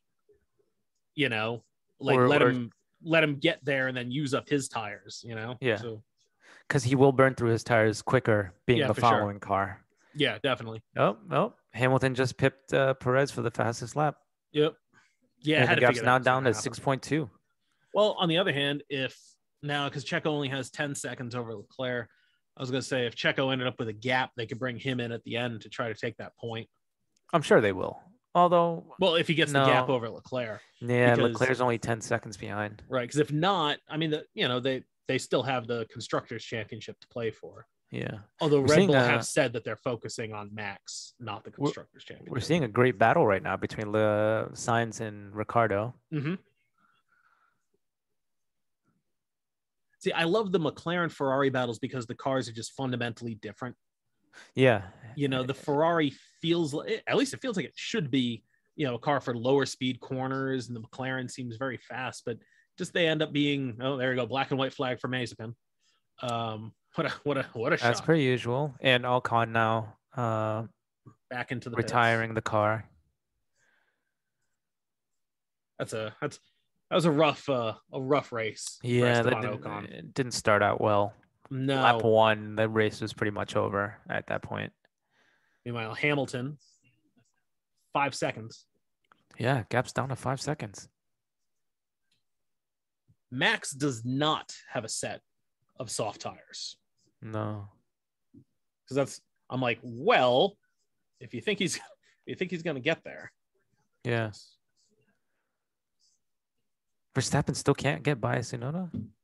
I would have to assume Tsunoda would just let him by.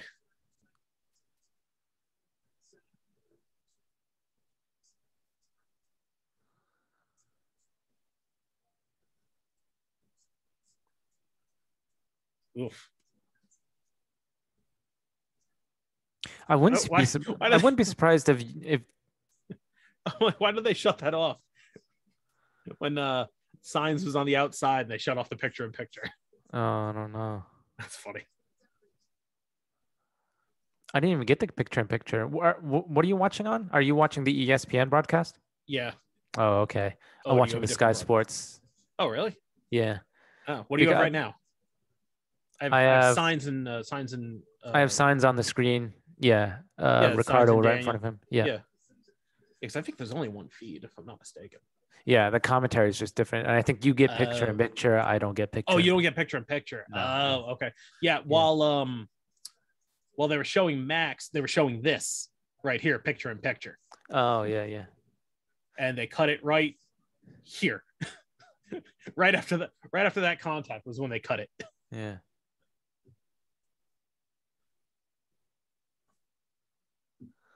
I don't know. That looked like signs turned in. Yeah, I don't know. I mean, Ricardo was still ahead, so I mean, it's still his corner. I mean, if you're going to try to make a move on the outside, it better be a spot where you can really, Yeah. Ooh. Where you can do it. His wing's sparking now. Oh. Not great.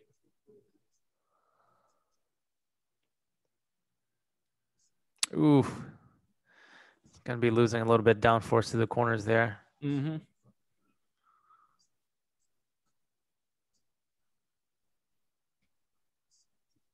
So we have 4.3 seconds. So I guess Verstappen did get held up behind Yuki somehow. I don't know how that happens. I don't know if maybe they were trying to see if he could get close enough to Yuki to get DRS off a couple of straights. I wouldn't be surprised. Just move him out of the way, Yeah. I don't think that's worth, I don't think Yuki would have just been like, nope, I'm not letting him by. I feel like the team must have said something like, especially a lap down. Get him back. What's the point of fighting? Right. Yeah. So I must assume that Red Bull and AlphaTauri must have been like, get close enough, just stay behind him and get DRS but surely that wasn't worth all the time he lost through the corners. Yeah, because that was a big loss. Yeah. So we got 12 laps, about 4 seconds is the gap. And I don't know, like Hamilton was cutting it off him for a couple laps, and now once again it's kind of I assume he's got to let his tires cool down a little bit now. Charge the battery. Yeah. To take, I guess, big chunks of it. Still impressive. He's cut the gap down to 4 seconds now. Yeah. It was at 9 for a little while. Yeah, it was 9 when he came out, right? Yeah. And he's in Verstappen's, the better part of Verstappen's tires are gone. Mm-hmm. They look okay. See them going around. They don't look particularly ragged. What was that? I said Verstappen's tires don't look particularly ragged. No. So, I don't think he was pushing too much. I think he's doing what you were saying earlier. Mm-hmm. Save some life left at the end to do that last couple of battle laps. Yeah, I think you'd pretty much have it because you know Lewis is going to get there. You don't want Lewis to get there and then you just have absolutely nothing. Right. So now we're at lap 45. Verstappen still in P1, only about 3.8 seconds in front of Hamilton now. That's gotta suck. When you're in the lead, just guy behind you, faster, newer tires, hunting you down. The only other cars that are really battling right now are Ricardo and Sainz down in P5 and P6. Bottas is close in P7, though. I think he's still on his second set of tires here. Mm-hmm. It would be impressive if he took this to the end and got like a P4 out of it. I think he's too far. or P5, I should say. I think he's too far back to really chase down Leclerc now. Yeah. No, I don't think that's Leclerc. happening. Yeah. The Mercedes is fast, but it's not that much faster than than the Ferrari and the McLaren. I think it's fast enough to where he can catch Sainz and Ricciardo before the race is over, even on those old hard compound tires. But right. Yeah, he's not catching Leclerc. No, and it's also, if it was Lewis, then yeah. Yeah. Again, another impressive day by Charles Leclerc here. Yeah. A quiet P4. Not that far behind Perez, only about 8-9 seconds behind Perez. He's doing a good job keeping in touch with him. Yeah. The Ferrari is an interesting car that you don't really think a ton of it, but there it is. I guess the second or the third fastest car on the track at the moment. Yeah. You have the Red Bulls and the Mercedes. I think if Sainz would have stayed out in front of the McLarens, I think he'd be up there battling with Leclerc for P4 too. It's just he spent so much of this race fighting Ricciardo that he just didn't really have a chance. No, and it looks like the Ferrari is faster. He was definitely trying to go around Ricciardo on the outside. And the Ricciardo's not an easy guy to pass. No, now he's got wing damage, so he can't even really so put now up he's much probably of a fight. He's borked. Yeah. So see if he can hold off Valtteri, but I don't know about that. Valtteri is on 30 lap old hard compound tires. Yeah, that's pretty bad damage. Yeah, that's not ideal. And that won't be good for his tire wear either. Yeah. Not the best. No. I hope Ferrari's good next season. I hope so too. I'm not a Ferrari guy. I just miss Ferrari winning races. I mean, hell, last year when they were absolute crap, the season was terrible. But this year they've gained a little bit of pace, and it's been more competitive. You've got fights at the top, and now you've got fights in the midfield too. Well, and we forget too that not that long ago, it was 3 manufacturers were up there winning races. Yeah. It was Mercedes and Red Bull and Ferrari. Yeah. Even though Red Bull wasn't up there as much as not like they are this year, but Ferrari was. Yeah.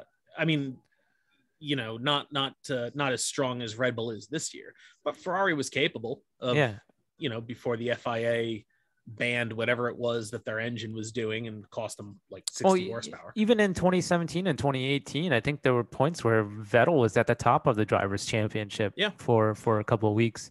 There was, I guess it would have been 18, no, I guess probably 17, when the Ferrari was the fastest car all season. Oh yeah. And then Vettel had that issue at Hockenheim where he spun out from P1 and then he just wasn't himself anymore after that. Yep.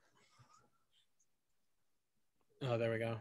Valtteri looking to try to get in front of Sainz here. Yeah, he should be able to make this work, but he should be. Yeah, even on those old tires now, Carlos has got wing damage. Mm-hmm. So he should be able to get up close enough behind him through this sector here and then get out in front of him with DRS. Mm-hmm. So I'm looking at this because Hamilton is 2.5 seconds back. Yep. So F1 2020 or F1 2021, at what point, how close are you to a guy when you start noticing an effect from him? I would say once you're about a second behind. Really? So he could get all the way there, and then it's just a different thing to be able to try to go past him once you're, Yeah, because usually it's not difficult to get to about a second, and then right when you're about a second behind them, trying to maintain that or stay under that 1 second gap to get DRS becomes extremely difficult. Now, obviously, the professional esports guys, they can still follow at 0.2 behind. But I think for most guys that your average drivers or your amateur non-professional esports guys, I think about a second or so, it starts. You can start feeling the dirty air. The car just washes out wide, going into corners, doesn't stick quite as nicely as you'd want it to, going through corners and stuff like that. That's when you start to notice it. Obviously, the closer you are to the car, the worse it gets. But yeah, I'd say they try to model it as close to real life as possible. But yeah, it's also a video game. it seems like 2 seconds is about the figure on the actual cars. I mean, it is also a video game, so of course it wouldn't be fun if it was just like, oh, they gotta let you get there. Yeah. So it's about a second. There are some liberties that they have to take with it. Right. You know, if you made it 100% accurate and nobody passes anybody, well, there's not really any fun in that. No.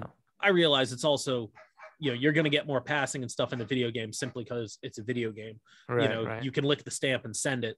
There's no, there's no consequence. Outside of, I didn't win the race.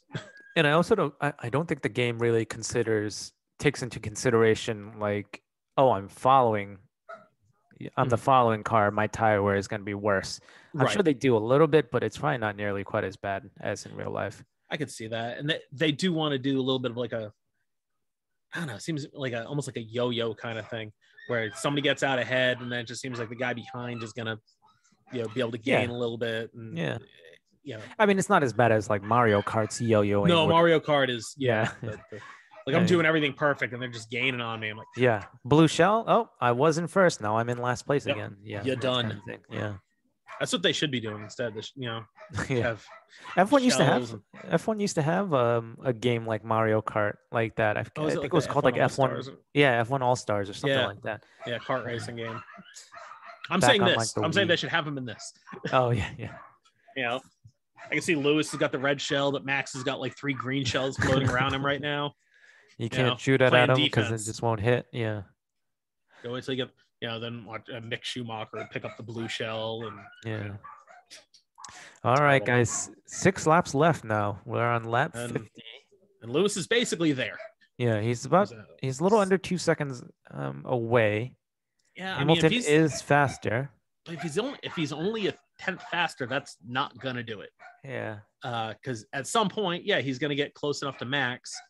He has to go past him. Yeah, he's about a little closer to 2/10 faster. Yeah, it seems 5 like laps to get within DRS, and then I don't think that him being 3/10 faster is going to let him get past Max, though. No, it seems to me one of those, because Max was in qualifying. If you want to say that, Max was 2 to 3/10 of a second faster, right? Even in Q2 when they were on the medium tire, and then Max was clearly faster than Lewis at the start of this race. And he could stick there with him, but he couldn't get past him. So right. I don't know what kind of, like, do you need to be a second faster to get past a guy? Do you need to be 3/4 of a second faster? Because Istanbul, it was something like 1.7 seconds. You had to be almost 2 seconds faster to get past a guy, which is kind of crazy when you think about it. Gap's dropping a little bit now. 1.7 seconds. 1.6. Wow.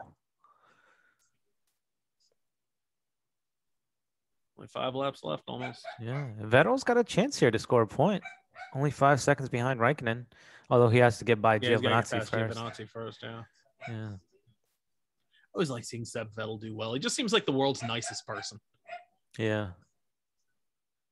He did he's gotten more mellow as he's aged, as he's gotten older. Yeah, I think that's always kind of the way that it works, is when a guy's young and and winning everything, everybody hates him. And then they come back down to earth and they grow up and it's like, oh wait, no, that guy's actually really great. Although the opposites kind of happened with Raikkonen. He was more likable when he was younger, and now he's kind of a prick. I mean, people still like him, but he himself, he's gotten more. I don't know. He's still. I mean, I like Raikkonen. Oh, I do too. I'm just saying he was cool in interviews when he was younger. Yeah, now he's become more of a curmudgeon. Yeah. And it's like, I don't have time for this. Yeah, not like a level. Oh no, retiring Alonso too. Oh jeez. Bad day, Alpine. Yeah. Bad day. They would never for the car with the lovely American flag livery on it. Yeah. Beautiful American colors. Oh, the French. Well, at least one of the cars on the grid has an American. Lord knows it's not the Haas. Yeah. We still got, all right. So we still got that 1.8. I don't know. Is that where the gap is going to die at 1.8 seconds? It looks like it. Because it's so tough for them to get closer than that. Yeah. And he's not even that much faster than Max. Yeah. Yeah. And at this point, Lewis's tires are old too. So it's one of those, like, yeah, they're newer than Max's tires, but they're still not good. I think. And Leclerc is only 7 seconds behind Checo. Clawed Leclerc? back, what, a second and a half, something like that? No, I hear my children are home. Hamilton's slower than Verstappen now. I mean, I'm fine with it. Yeah. Verstappen. Now, and again, it could also be Lewis hang back a little bit, cool the tires, and then take a run. It could be. To try to take a bigger. It seems to me that might be, like you have to kind of do that where, like, if you just push consistently, you're not going to get it, but maybe you can fall back to 1.8, charge up to 1.3 seconds back, or, Yeah. But, even then still, that doesn't get you into DRS range. This whole season's just been wild. That these two drivers, two really different cars, and just here we are 52 laps into the race, and they're separated on track by 1.5 seconds. Yeah. It's you got the wheel to wheel on the first lap, as we have so many times this season. It's been crazy. Yeah. Really been a very good season of Formula One racing. Oh, you see that Max is not participating in Drive to Survive? Is he not? Yeah, he said he's not. I wonder if he'll change his mind on that if he wins the championship. Retroactively go back and say, does that have anything to do with the incidents on track this year, or was he just not participating to begin with? No, I mean, like, they'll be able to show Max on track and whatnot. It's just like he won't be sitting down for any interviews with them. Oh yeah, I mean, I'm sure Horner will talk about him constantly. Horner will always talk. Yeah, that's what Christian Horner does. Which I was talking to somebody on Twitter about that, and they were complaining about Horner always making it about him. And I said, well, that's kind of what a good coach does. Yeah. If there's an error, say like on a pit stop or whatnot, Horner goes out there and whines about the regulations. So then all anybody talks about is Christian Horner whining about the regulations instead of Red Bull effing up the pit stop. Keeps pressure off his guys. I would imagine his guys. I have to imagine that the guys who work for Christian Horner like him a lot because of that. I would think so. Yeah. I'm also a big Christian Horner guy. I love Christian Horner. He's a shit stirrer. He is a shit stirrer. He's so great. He and Toto. They're just like the odd couple. They are. Christian Horner over here married to one of the Spice Girls, and then Oh, who is this? Oh, Raikkonen off the track. Vettel's in the points now. There goes Checo. No, let's see. There you go. Vettel ended up getting them both. I wonder what happened. Yeah. Whoa. Oh, he just lost it. Not great. No. Not ideal. Who would have thought the two Ferrari drivers in 2018, one would be driving for a midfield team and the other one would be driving for a backmarker team this year? Yeah, it's weird that it ended up like that. There we go, down to a second and a half. Yeah, but he hasn't been able to get any closer. 3 laps left to go. Hamilton's still 1.5 seconds left. Verstappen's been having. Okay. So Hamilton's faster by 3.5 tenths. Yeah, but after Verstappen's been faster for like 3 laps in a row. Yeah, he had to have been hanging back a little bit to cool down the tires and take a last run at him. He needs to get into DRS here. Yeah. Okay. Gap's dropping again now. Oh, 1.3. Lewis is just so friggin' good. It's crazy. It just drives you nuts. Like he's like, I want to see somebody else win. I like, I love Lewis Hamilton. Like, I'm never going to be mad about Lewis Hamilton winning a race or a championship, because he's a good guy, all-time great race driver, but yes, I just want to see somebody else win. The one thing I also like about Hamilton is he didn't come from money, No. He had to earn his position here. Yeah, for sure. And not only that, but being a black driver in a predominantly white sport. Yeah. I think he's had to overcome a lot more than most of these other guys on track. Yeah, I appreciate it, for well, for listeners or whatnot of the program, I have 2 black sons. So for me, I'm like, well, that's cool because, prior to this, it was kind of not an unobtainable thing, but it's like, oh yeah, maybe he could be the first guy to do that.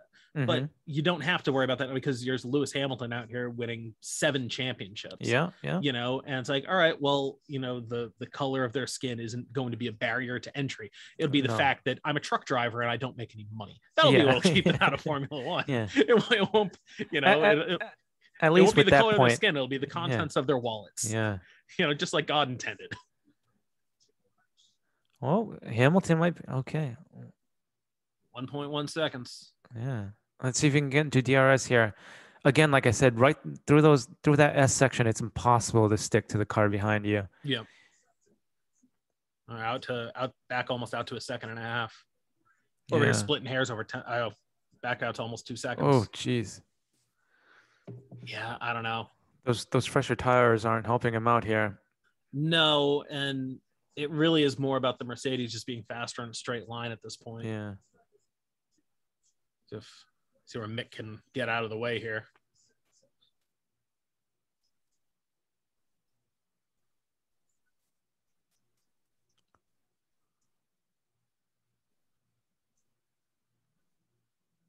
Yeah, that's really not helping.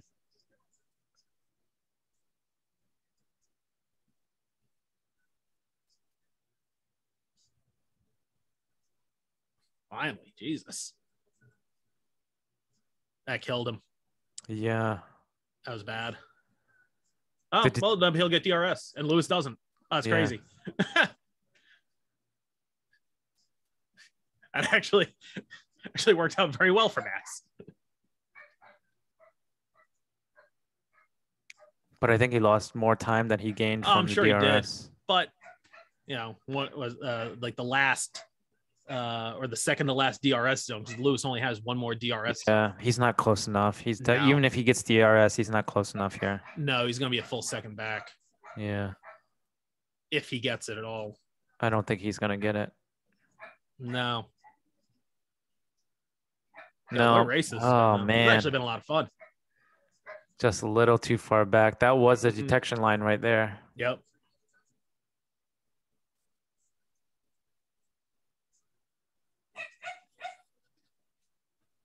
Valtteri, 6th. Sneeze. Okay, maybe not. We're good.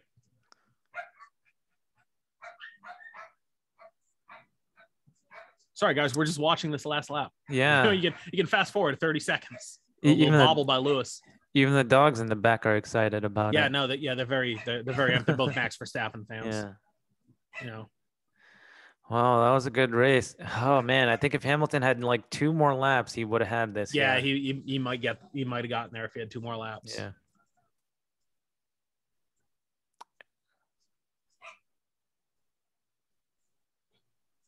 I think that the first time a non-Mercedes has won at COTA. I think it is.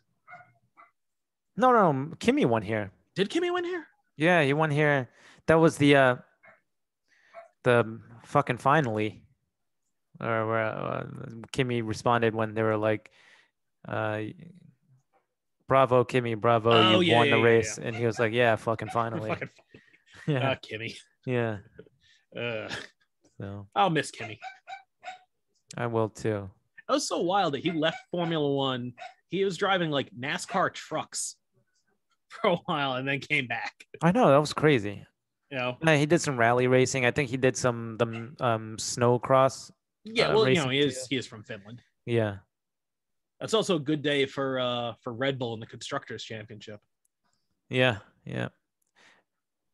Although good for Mercedes too that Valtteri made it all the way back up to P6. Yeah, nice little recovery by Valtteri at the end there for sure.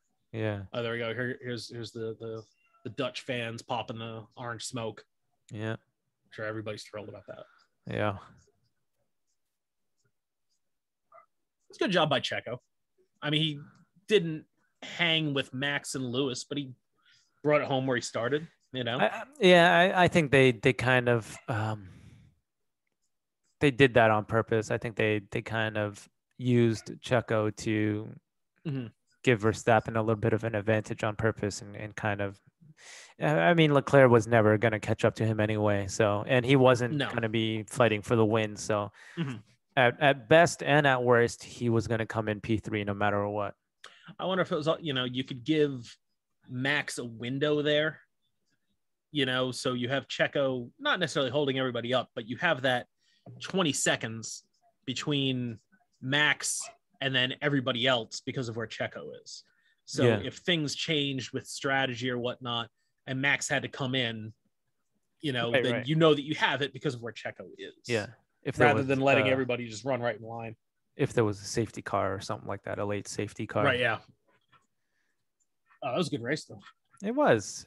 I think the last couple of laps probably made it a better race than it probably would have been. Yeah, because it was sort of...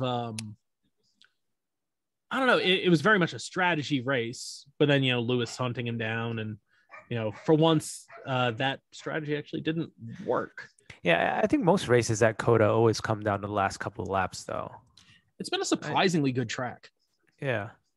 It's fun to drive, in sims and whatnot. And I haven't, the MotoGP guys don't like it, but they don't have any downforce. So the bumpy track is an issue for them, Yeah, that in there, I don't know. I assume those fast corners in sector 1, the S section there, it's probably on the bikes that has to be. Yeah, it's got to be more difficult for the bikes than it is for the cars, like you said, because there isn't any downforce. So no, and you got 2 contact patches about that wide. Yeah, they're fast corners for these cars, but they're probably really slow corners for the MotoGP guys. Yeah, for sure.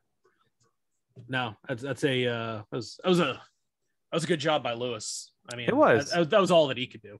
Yeah. I think the Red Bull car was just better today.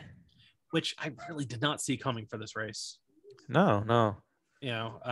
Especially after last week, I think everybody kind of thought that the Mercedes was going to be, especially after FP1, I thought, all right, well, Mercedes is just going to whoop their ass this weekend. So, so for Red Bull to win this race, look, every race win is big, but that's a big one for Red Bull. Yeah. I think even Perez out qualified Bottas, right? I think Perez qualified P3 on merit. Where did Bottas start? Did he start 9th or did he start 8th? He started 9th. Okay, yeah. Then so yeah. Been 4th. Yeah. So that's about as good of a good weekend for Red Bull as I think it probably is a better weekend than they thought it was going to be. Yeah, I think so. Coming over as I don't think Red Bull, if they were super honest about it, I don't think Red Bull thought that they were going to win this race. Honda didn't think that they would win this race. No, I didn't think so. So. But it's good. They got 1-3, and I think Tsunoda in P9, so 3.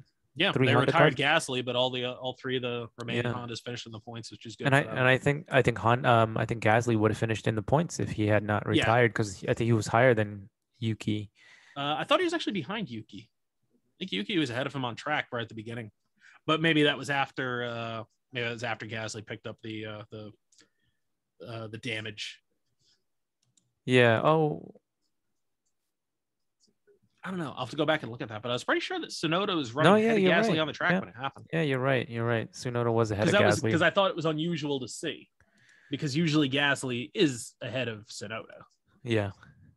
Yeah, Gasly lost out on lap 1. Mm-hmm. Yeah, you're right. Tsunoda was ahead of Gasly for all of that race. I'll actually be very, very interested to see Tsunoda next season. Does he take a step forward? Yeah. He has been performing a little bit better the last couple of races. He has been. Yeah, he started out great. He got points on debut. Yeah. And then kind of cooled off for a little while.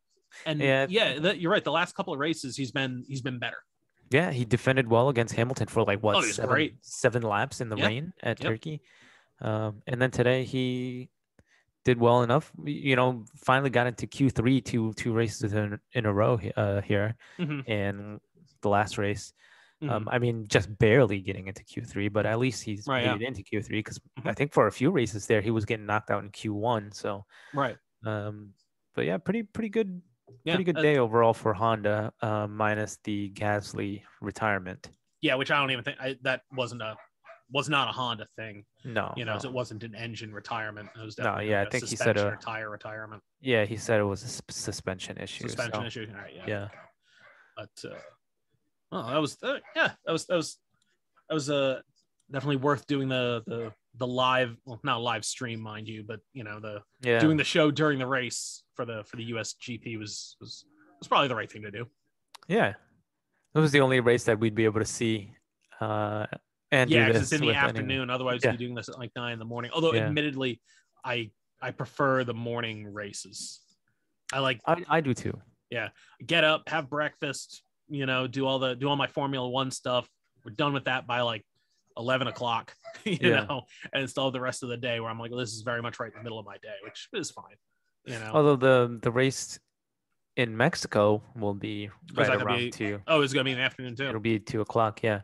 Okay. I don't know if I'll be able to get out on time, but we could probably do it for that too. And then Brazil is a little bit earlier.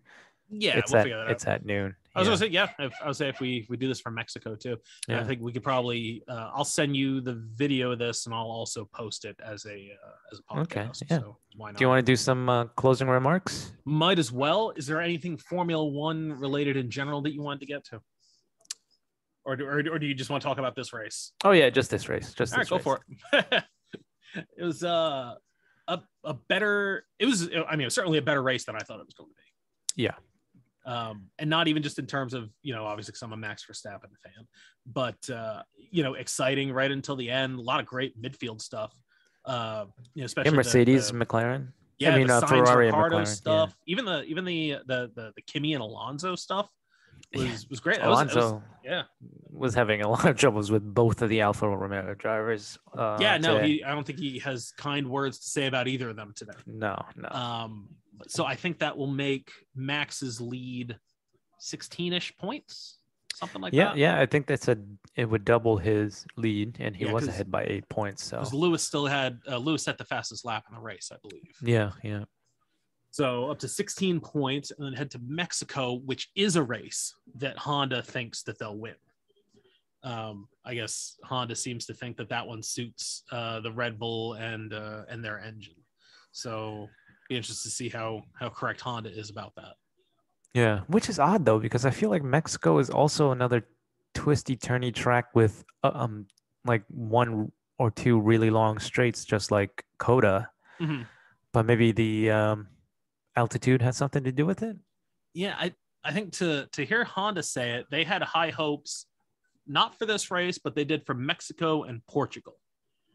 And that's where Honda thought that they would perform really well.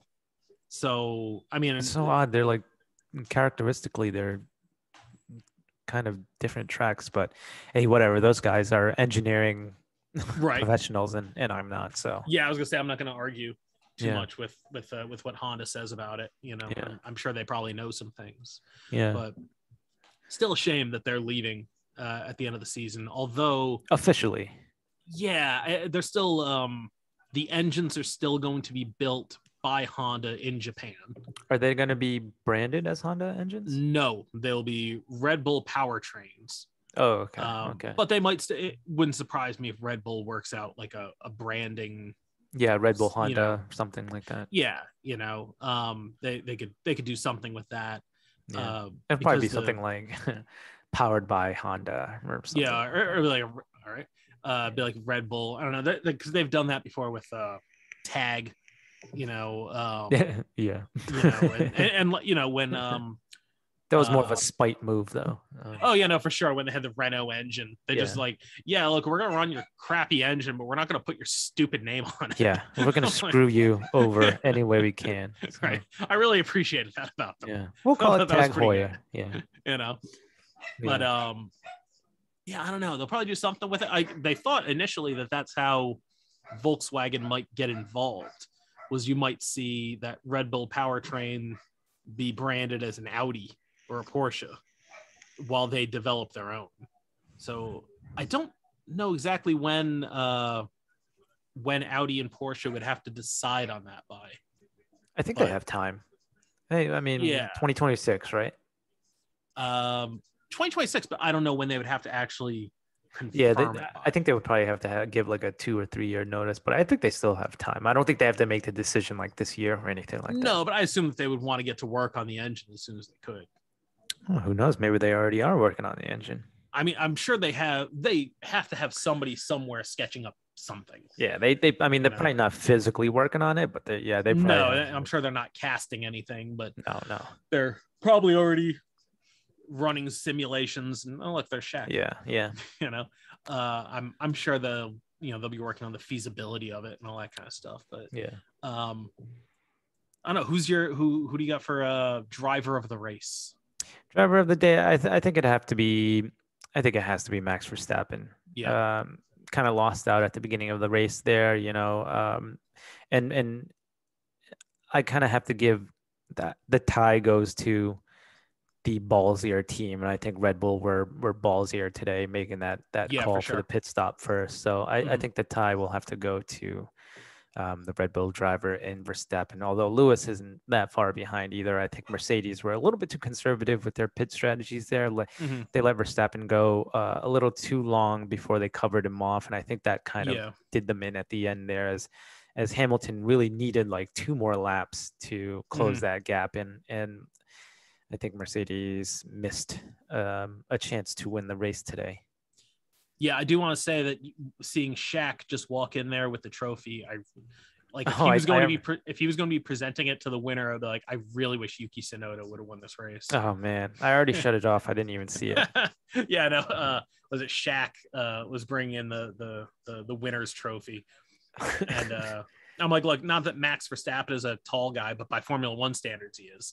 What the hell is Shaq doing at an F1 race? Dude, like everybody's been here. They had Serena Williams, Megan Thee Stallion was there. I guess it is. Ben Stiller. It is a party. I guess Ben Stiller is actually a big Formula One fan. Yeah, I just saw him on the broadcast. I was wondering why. He was in the garage too, so he must. Yeah, he was there with Aston Martin actually. So he was a guest of Aston Martin. All right. But see, there's See, you should have left it on because there's Shaq up on the up by the podium. I'm surprised. He might be taller than Max Verstappen while Max is on the podium. Is it still on? I could always go back. It is. Yeah. That's funny though. Yeah, I don't know. I'm trying to think. I would have to say Max would definitely be the driver of the race. Big, really good job by Red Bull today. Red Bull very much went and won the race. I think you're right that Mercedes was, at least at the beginning, was playing to not lose. Yeah. Red Bull was playing to win. Although, again, I guess Red Bull did have Checo up there in P3 also. So they had a little bit more to play with there. Yeah, so. I mean, if they're worried about the Constructors' Championship, but in terms of just Max, was, because they could have brought in Checo first and saw how the undercut would work, but they didn't. They just said, nope, it's going to work. So they brought in Max, took the big swing, and it paid off for them. I think that was one of Max's biggest complaints last year, was that they were always reacting to Mercedes. And there were a couple of races where Max came over the radio and said, why don't we focus on our race? Yeah. And I think Red Bull has really done that this year, or has done it more this year than they have done in the past. And I think it's really worked out for them. So it's kind of good to see this change in philosophy when it comes to the pit strategy calls. Yeah, they've definitely been more aggressive this year. I think that's worked out well for them. Yeah. And a little bit of it was, they're not used to doing that. They've been behind Mercedes for so long, so you're kind of used to being the guys that are playing from behind. Yeah. So, for Red Bull, it's been a little bit of a different season for that because they've probably, I think you could probably say at this point, they've had the strongest car. Yeah. And as much as I love Alex Albon, I think Sergio Perez has done enough this year to give Max a fighting chance. When Max really needed that number 2 driver to be there to be that second threat to Lewis Hamilton, Checo stepped up. He hasn't been strong all year, But Red Bull doesn't need Checo to win races. They just need that threat of possibly undercutting Hamilton, or being at the back of Mercedes' minds. And they didn't have that with Alex, and they didn't have that with Pierre. And I think Checo's had a really, even if it hasn't been to the standards that most people assumed or wished him to be at, I think he's done enough, and I think he's earned that seat for next year. He's as close to Max, I think, he's generally as close to Max as Valtteri is to Lewis. Yeah. Anytime that you have a team where you have a first and a second driver, there's always that gap, and maybe it's half a second, something like that. Yeah. And Checo is comfortably in that gap. He's not like, it's not like the car is way faster and he's way, and he's way behind Max or anything like that. Yeah. I think he's probably in the window where Red Bull would expect him to be. Yeah, I think so. They don't expect him to be as fast as Max, because right now nobody is as fast as Max. No. There's one guy that's as fast as Max, and he drives a Mercedes. Yeah. So, and even then, I don't think Lewis is as, like balls out fast as Max Verstappen. Yeah. I would still, not for this season, but like generally any given championship season, if, before the season's like, hey, who do you want to drive the car for you for the season? I'd probably still take Lewis, because I think so. Yeah. Because he's 98% as fast as Max. And by the way, he's also a 7-time world champion. So yeah, I think Max is the more naturally gifted driver, but I think Lewis is a much calmer, more mental driver than Max is. Yeah.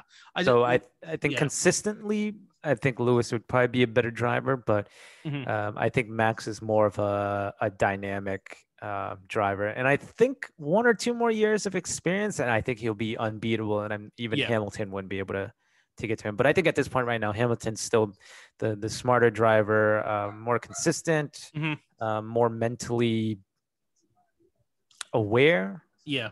It's also that with Lewis, it's so rare to see him make a mistake.